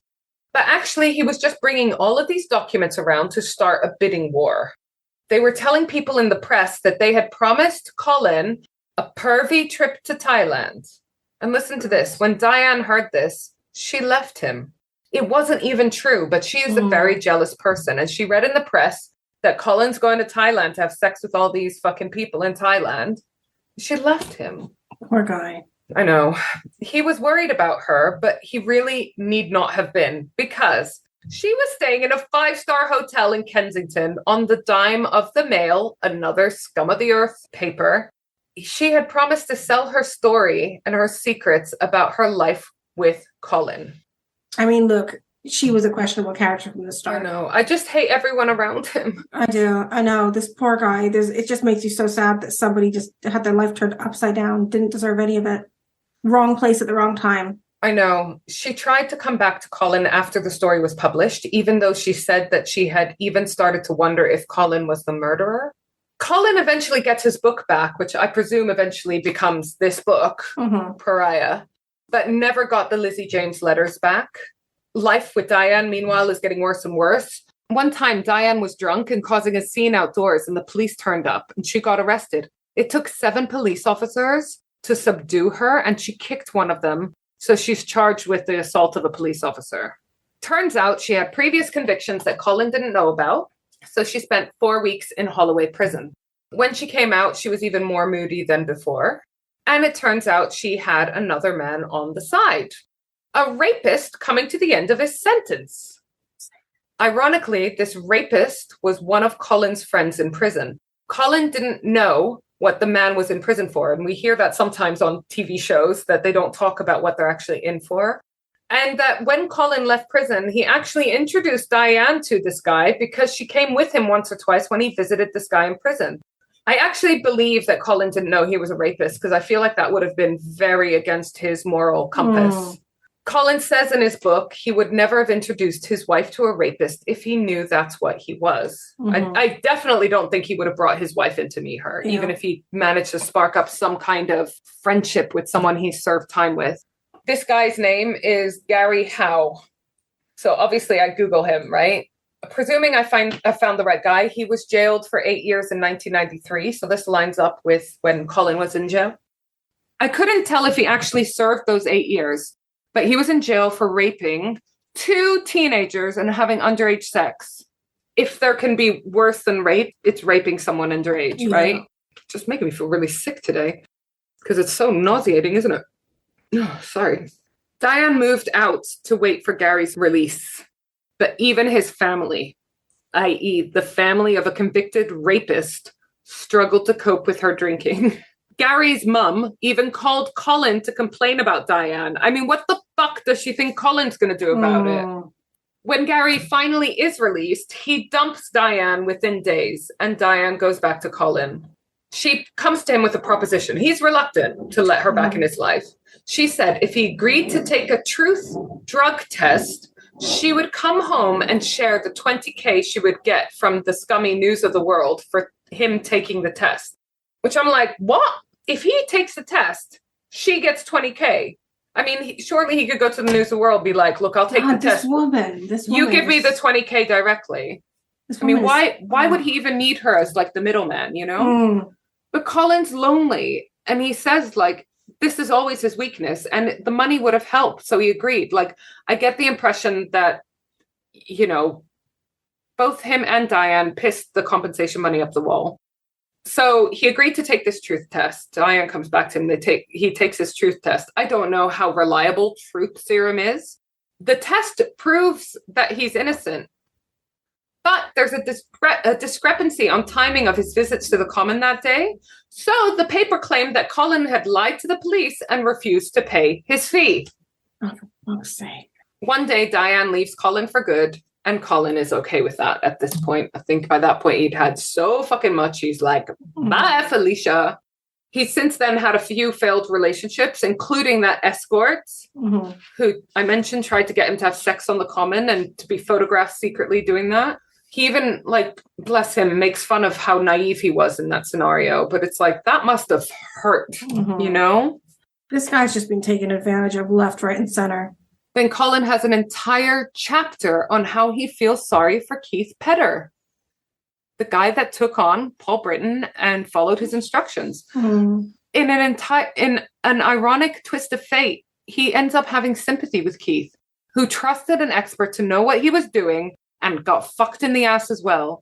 And Keith Petter, was totally used as the scapegoat on the police force. He retired for health reasons almost immediately after the Lizzie James operation. So he had all the evidence of the people further up the hierarchy and the police approving and applauding the Lizzie James operation. And he was planning on publishing a book on this. But the police were so annoyed about this. When Keith Petter was working as a consumer security consultant, he realized that the man he was targeting, I don't really understand this, but basically he was investigating or something, a man. I can't tell if he was trying to protect him or he was investigating him or whatever. He realized that this guy was being followed by the police. Like, he noticed that the police were surveilling him. He didn't want to jeopardize an existing police operation. So he called an old colleague of his who was still on the police force. And he says, is there an operation? Because I'll back off if there is. I don't want to mess it up for you guys. It turns out the target was a violent criminal. The force made out that Petter was asking for case information rather than just clearance whether or not to continue with this private job. And that he paid £100 for this information that he obtained illegally. So they basically set him up, you know, to discredit him further so that if he releases this book that says, it wasn't my fault, all of these superiors above me approved this operation, we're happy with this, they are the ones, the buck stops with them, they're discrediting him in advance. Keith Petter was only charged 9 months later, and the judge ruled the undercover evidence was unsafe, which is ironic because this is exactly what happened to Colin, you know? They tried to frame him. They used an undercover cop to do this. Petter also criticized the treatment of Lizzie James after the operation, the police officer posing as Lizzie James. She was only given routine jobs afterwards, and she was managed out of the force. So we know she wasn't. We know she wasn't happy with the operation because she applied for compensation. She went on sick leave with stress and eventually left entirely. She brought civil action against the Met and got her payout. I don't know whether it's because she knew too much at that point or whether she was already voicing that she wasn't happy with how that operation went or who was getting the blame for it. But they basically, again, worked on discrediting her and pushed her out entirely. At this point, I Googled Alex Nickell, you know, the son of Rachel Nickell, because like he's an adult now. And I found a Bustle article by a lady called Elle Hunt. which was published on the 2nd of February 2023, so really recently. Alex and Andre moved to France. They traveled around a lot. They lived in Barcelona as well for a while. Alex came to London to study for a while, and now he's back in Barcelona. It seems like he's a yoga teacher. And like, I just want to say, we wish him all the best. I doubt he's listening to fucking podcast episodes about that horrible period of his life. It's so sad. I'll never get over, like, the one detail I really remember from this case is that he was there. Yeah, it was, because it was chilling. So Andre and Alex also seem to recently be and trying I hope to... he has no memory of it. I really hope. Do you know there was... sorry, I left this out because it was traumatizing, but I'm going to mention it now. There was a bit of paper with her PIN code on her forehead when they found Rachel Nickell, and they for ages were wondering whether this was some kind of evidence clue or whatever. And it was actually, I think, something she had in her pocket or her bag or whatever. And the son, age 2, had put it on her head like a plaster, like a Band-Aid to try to make her better. So fucking sad. Jesus Christ. So Andre, the partner, and Alex are trying to bring a claim, it seems, against the police for compensation. Because, I mean, all of this would have tormented them longer and harder than they needed to be, right? So back to Colin. In 2003, there was a news release that Colin's DNA sample had been destroyed. I presume accidentally during his acquittal, and that Colin had declined to give another DNA sample. In all actuality, Colin had been begging to replace his DNA sample. He had to fight with a lawyer to be able to give his DNA. For some reason, the police didn't want him to. And he even had to try to use media pressure to get them to accept his DNA. And why were they refusing? I think because it wasn't going to help prove what they wanted to prove. And they're clearly hell-bent on making him look guilty. And then in 2004, the DNA is finally linked to Robert Napper. So I don't know whether they already knew that the DNA did not link to Colin Stagg, and so they didn't want to have a repeat evidence that it wasn't Colin. Okay, did this stop the persecution of Colin, though, when Napper was convicted? No. He still gets persecuted. He still gets hate mail. He gets abuse in the street.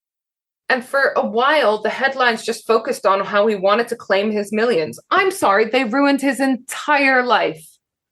His work opportunities, fucking everything, you know? And hindered his safety after his release. And as of like 2 weeks ago from recording, he was back in the news again, announcing that he's homeless. It's just heartbreaking. Yeah. Since Napper's arrest, Paul Britton has come forth again and tries to claim he never thought the Lizzie James letters were a good idea, even though they were his idea, and he justified all his actions in his own book. So there we have it, a case with a multitude of direct and indirect victims. Do you know, I was just going to say this. There were loads of opportunities to lock up Napper before he killed. And I don't know if you clocked the timing, but if they had managed to get him for Rachel Nickell, he would not have been able, while they had Colin in jail, wrongly to kill Jasmine and Samantha. Yeah. So how are you feeling? You know, the quieter I am during episodes is because it's the more fucking sad it is. And yeah, I just, obviously the Rachel Nickell case, I remember it. Not in detail, obviously, because we were really young when it happened, but I do remember the detail of the son, and that's where, as soon as you mentioned it, I thought, oh God, that key fact will always haunt me with this story, that her son was there. And I just pray that he, at his age that he was then, has no memory of that. And of course, but you know what, shit, hopefully he doesn't have memories of that actual day, but he probably does, and he most definitely will have memories of the aftermath. Yeah. Exactly. And Colin, you know, I've only seen the dramatization, but it's just so sad because I want to find out more about him, because I remember in the dramatization, obviously it's not based 100% on fact, like you said, but yeah, he was portrayed as, you know, a vulnerable loner. And I just feel like this poor guy, we've said it so many episodes for in a variety of contexts, but you can literally just be going about your business, being in the wrong place at the wrong time, and your life blows up. You know, and that was what happened to him. He was the wrong place at the wrong time. And Literally his life. He wasn't even in the wrong place. He was fucking at home. Yeah. He was just the wrong type of person at the wrong time. Yeah. And yeah, I wanted to go into detail. Like that dramatization, really good. Do watch it if you haven't already. It is really interesting. But again, like I said, it's a dramatization. It doesn't even go into, you get like little cutscenes of Robert Napper, but it doesn't go into that side at all. It focuses purely on the Lizzie James scenario. And I wanted to go into more detail about the aftermath on this one. What happened to Colin Stagg afterwards, up until this day? It's been now 30 years since that murder. Almost to the day. Well, fuck, hang on a second. Yeah, almost to the month. No, 31 years, okay? It's been 31 years since this woman, bless her, was murdered. Do you know what I also find interesting, just on an aside? She had done like some part-time modeling. She'd done a few model jobs, but they still talk about the model that was murdered on the Common. Like, that makes it more sensational or valid. I don't know what.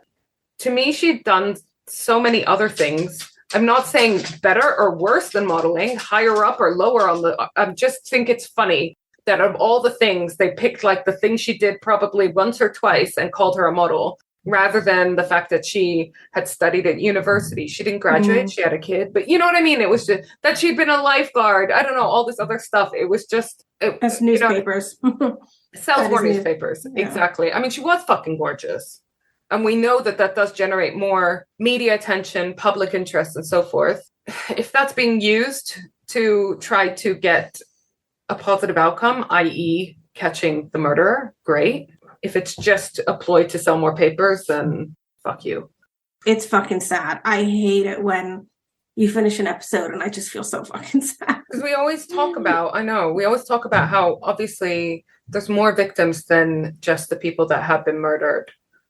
It's everyone around, anyone involved in that case is probably suffering as a result in some way. The family, the loved ones, the people wrongly accused, you know? And the injustice of this, all the injustice of it, the shoddy police work, the injustice that really just blew up Colin's fucking life.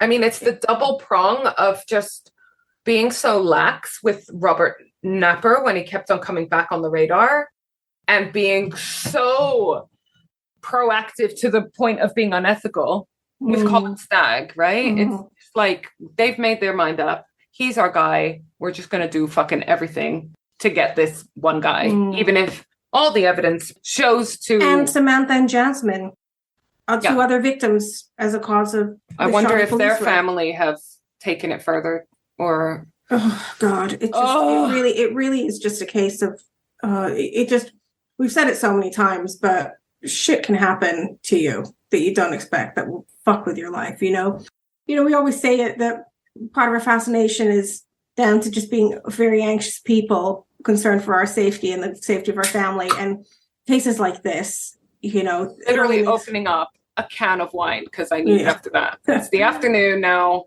Yeah, but this you know, walking through the park with your baby in the middle of the day or in the morning, you think you're safe in your home, like the woman that got raped in her home with her kids downstairs. Samantha and Jasmine in their homes, you know, and no matter how safety conscious, and like the fucking Samantha's partner. One of my worst fears is the thought of ever finding any of my loved ones murdered, them being murdered, and me being the one to find them. To have that every time you close your eyes.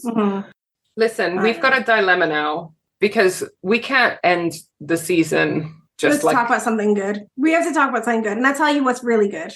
What? Is that we've just had a fucking great time this whole season doing this.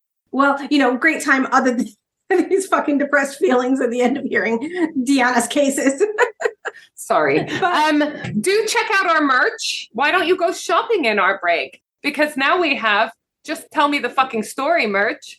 And also, Wake Up and Smell the Hummus merch. Oh, yes. I love it. Did we say that in the season?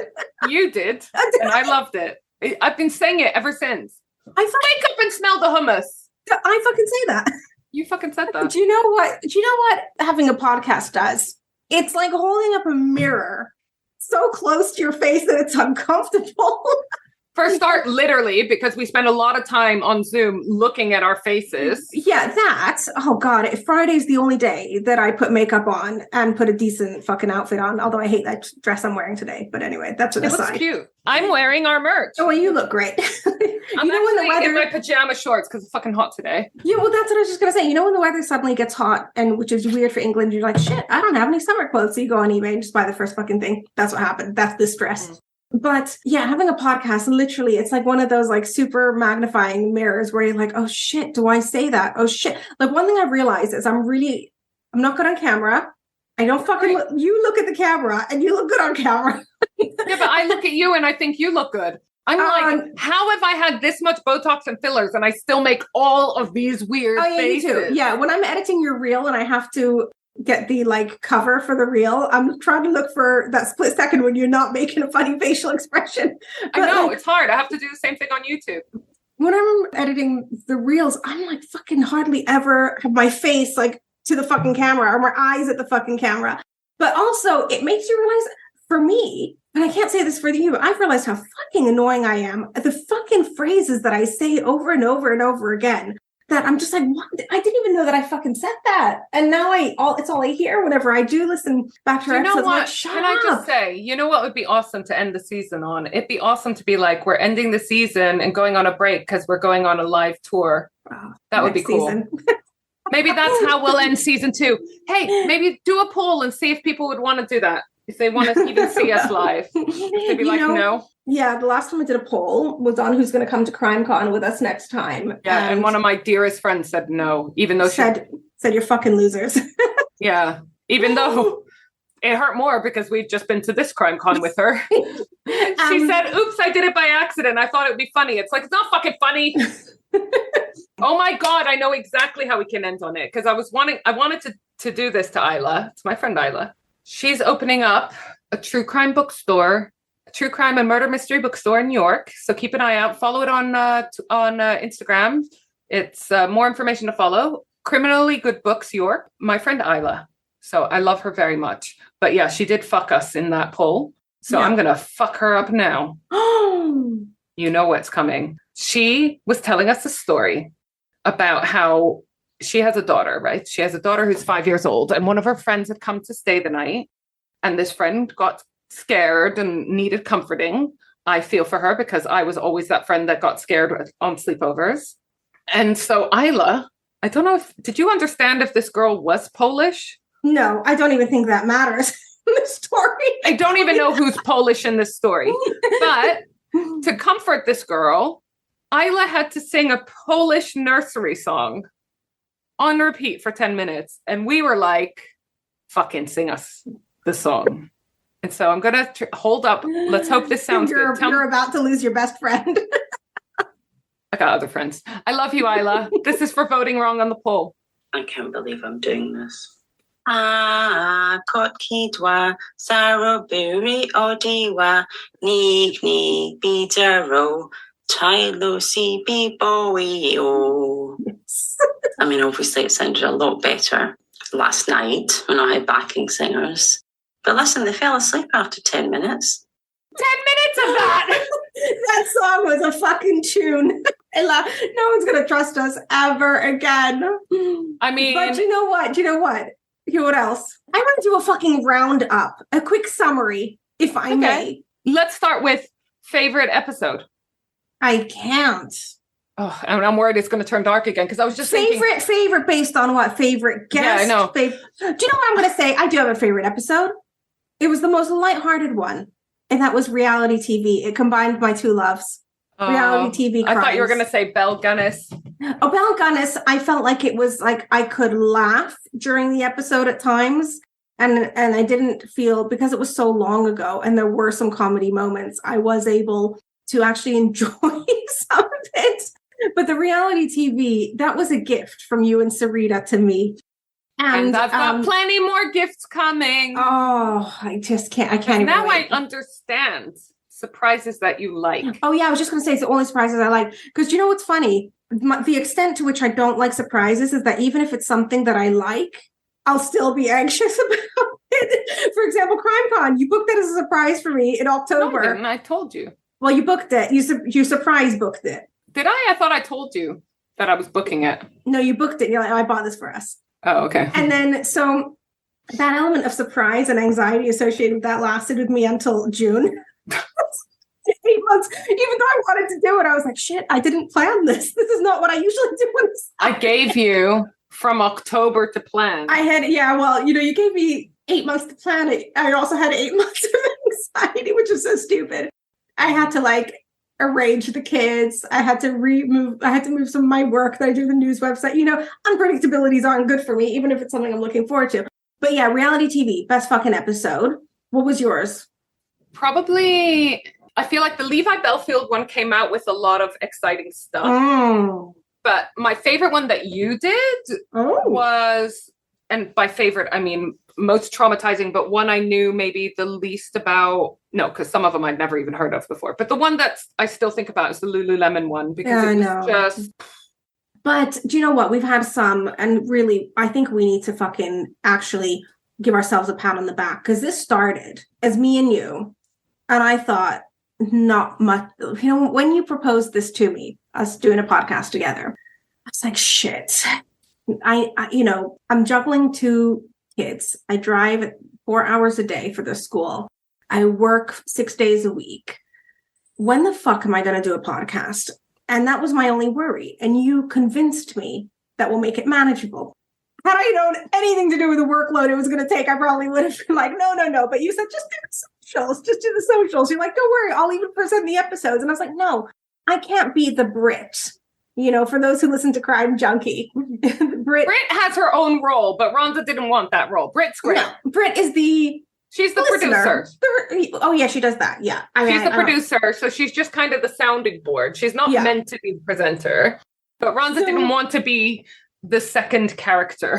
Well, I wanted to pull my weight. Otherwise, you're just the person being like, oh, wow, oh, God. And I don't want to be that person. Instead, we alternate being that person. Yeah, I wanted to pull my weight because Deanna does a lot. Even proportionally, Deanna does more than I do for this podcast. But I thought, we're not going to have many listeners. This is just going to be a fun thing we do just for us. And then the listenership built. And then we met amazing people along the way that listen and who we absolutely love.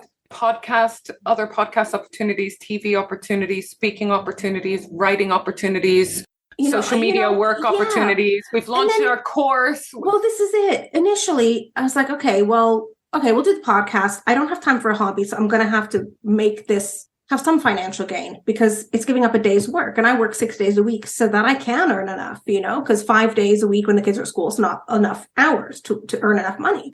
So then, I said, okay, well, we'll promote some of our services. And then I said to Dee, let's make a course. I was a teacher. I love making resources. Let's make a course. And I'm so proud of our course. It's a 120-page course on how to podcast with video tutorials. It's everything you need. It is everything you need from conception to fruition. And then you got us Steve Gaskin. I was like, fucking hell, we got a guest on the show. Former DCI detective came on our fucking show. Then you got us Colin Sutton. And I'm like, fucking hell, these high profile people. Colin Sutton said this is the best podcast in a crowded market in the true crime world. And then we got Dr. Brian Fredericks. Then we got Sarita, who's a massively well-known, highly revered content creator. We've got, we have Stephen Keogh, another former Scotland Yard detective. The opportunities that have come from doing a podcast, when I look back on it, it fucking blows my fucking mind that this started off as coercing me into doing a podcast that I thought we'd have no fucking listeners for. And I know we started on a little bit ahead because we started off the back of a podcast that had been going for several years, We Need the Moon. So we did start this podcast off the back of that. So not entirely from scratch, but we've only been going a few months. How cool is that? I cannot wait. I literally cannot wait to see where we go with this. And it really, I hope it gives other people the drive to start their own, because it's opened up our world, and we've met amazing people along the way, had amazing opportunities, had a lot of fucking fun. Yeah. And I'm fucking amazed We love you guys so much. We love you. And if you have enjoyed this episode of the season, we would really appreciate it if you could give us a rating on Apple Apple and Spotify, and bring us back to 5-star, hopefully. No, because I want to say something. Do you know something like 98% of our listeners have not left us a review or a rating? Wow. So I would like to ask all of you to do us this favor of going on to whatever platform you listen on, Spotify, Apple Podcasts, whatever you listen on, and leave us a review or a rating. We'd really appreciate it. Thank you so much for listening anyways. And thank you so much for helping keeping this shit show on the road. Yeah. And we'll see you next season for even more crazy fucking shit. Love you. Love you. Bye. Break. Hey there. Thanks for being a loyal listener. Do you need a new website or want to boost your social media performance? Or do you hate podcast editing? You've tried optimizing your website and social media channels, but you're still not getting the listeners, downloads, and engagement you want? We, the Safie sisters, love helping people with tasks that they hate. We know a thing or two about podcasts, websites, and social media, and we love working with other podcasters and business owners. So why not head over to switchbladesisterssocialclub.com and go to our Work With Us section. We believe in collaboration over competition. A rising tide raises all ships. Bye!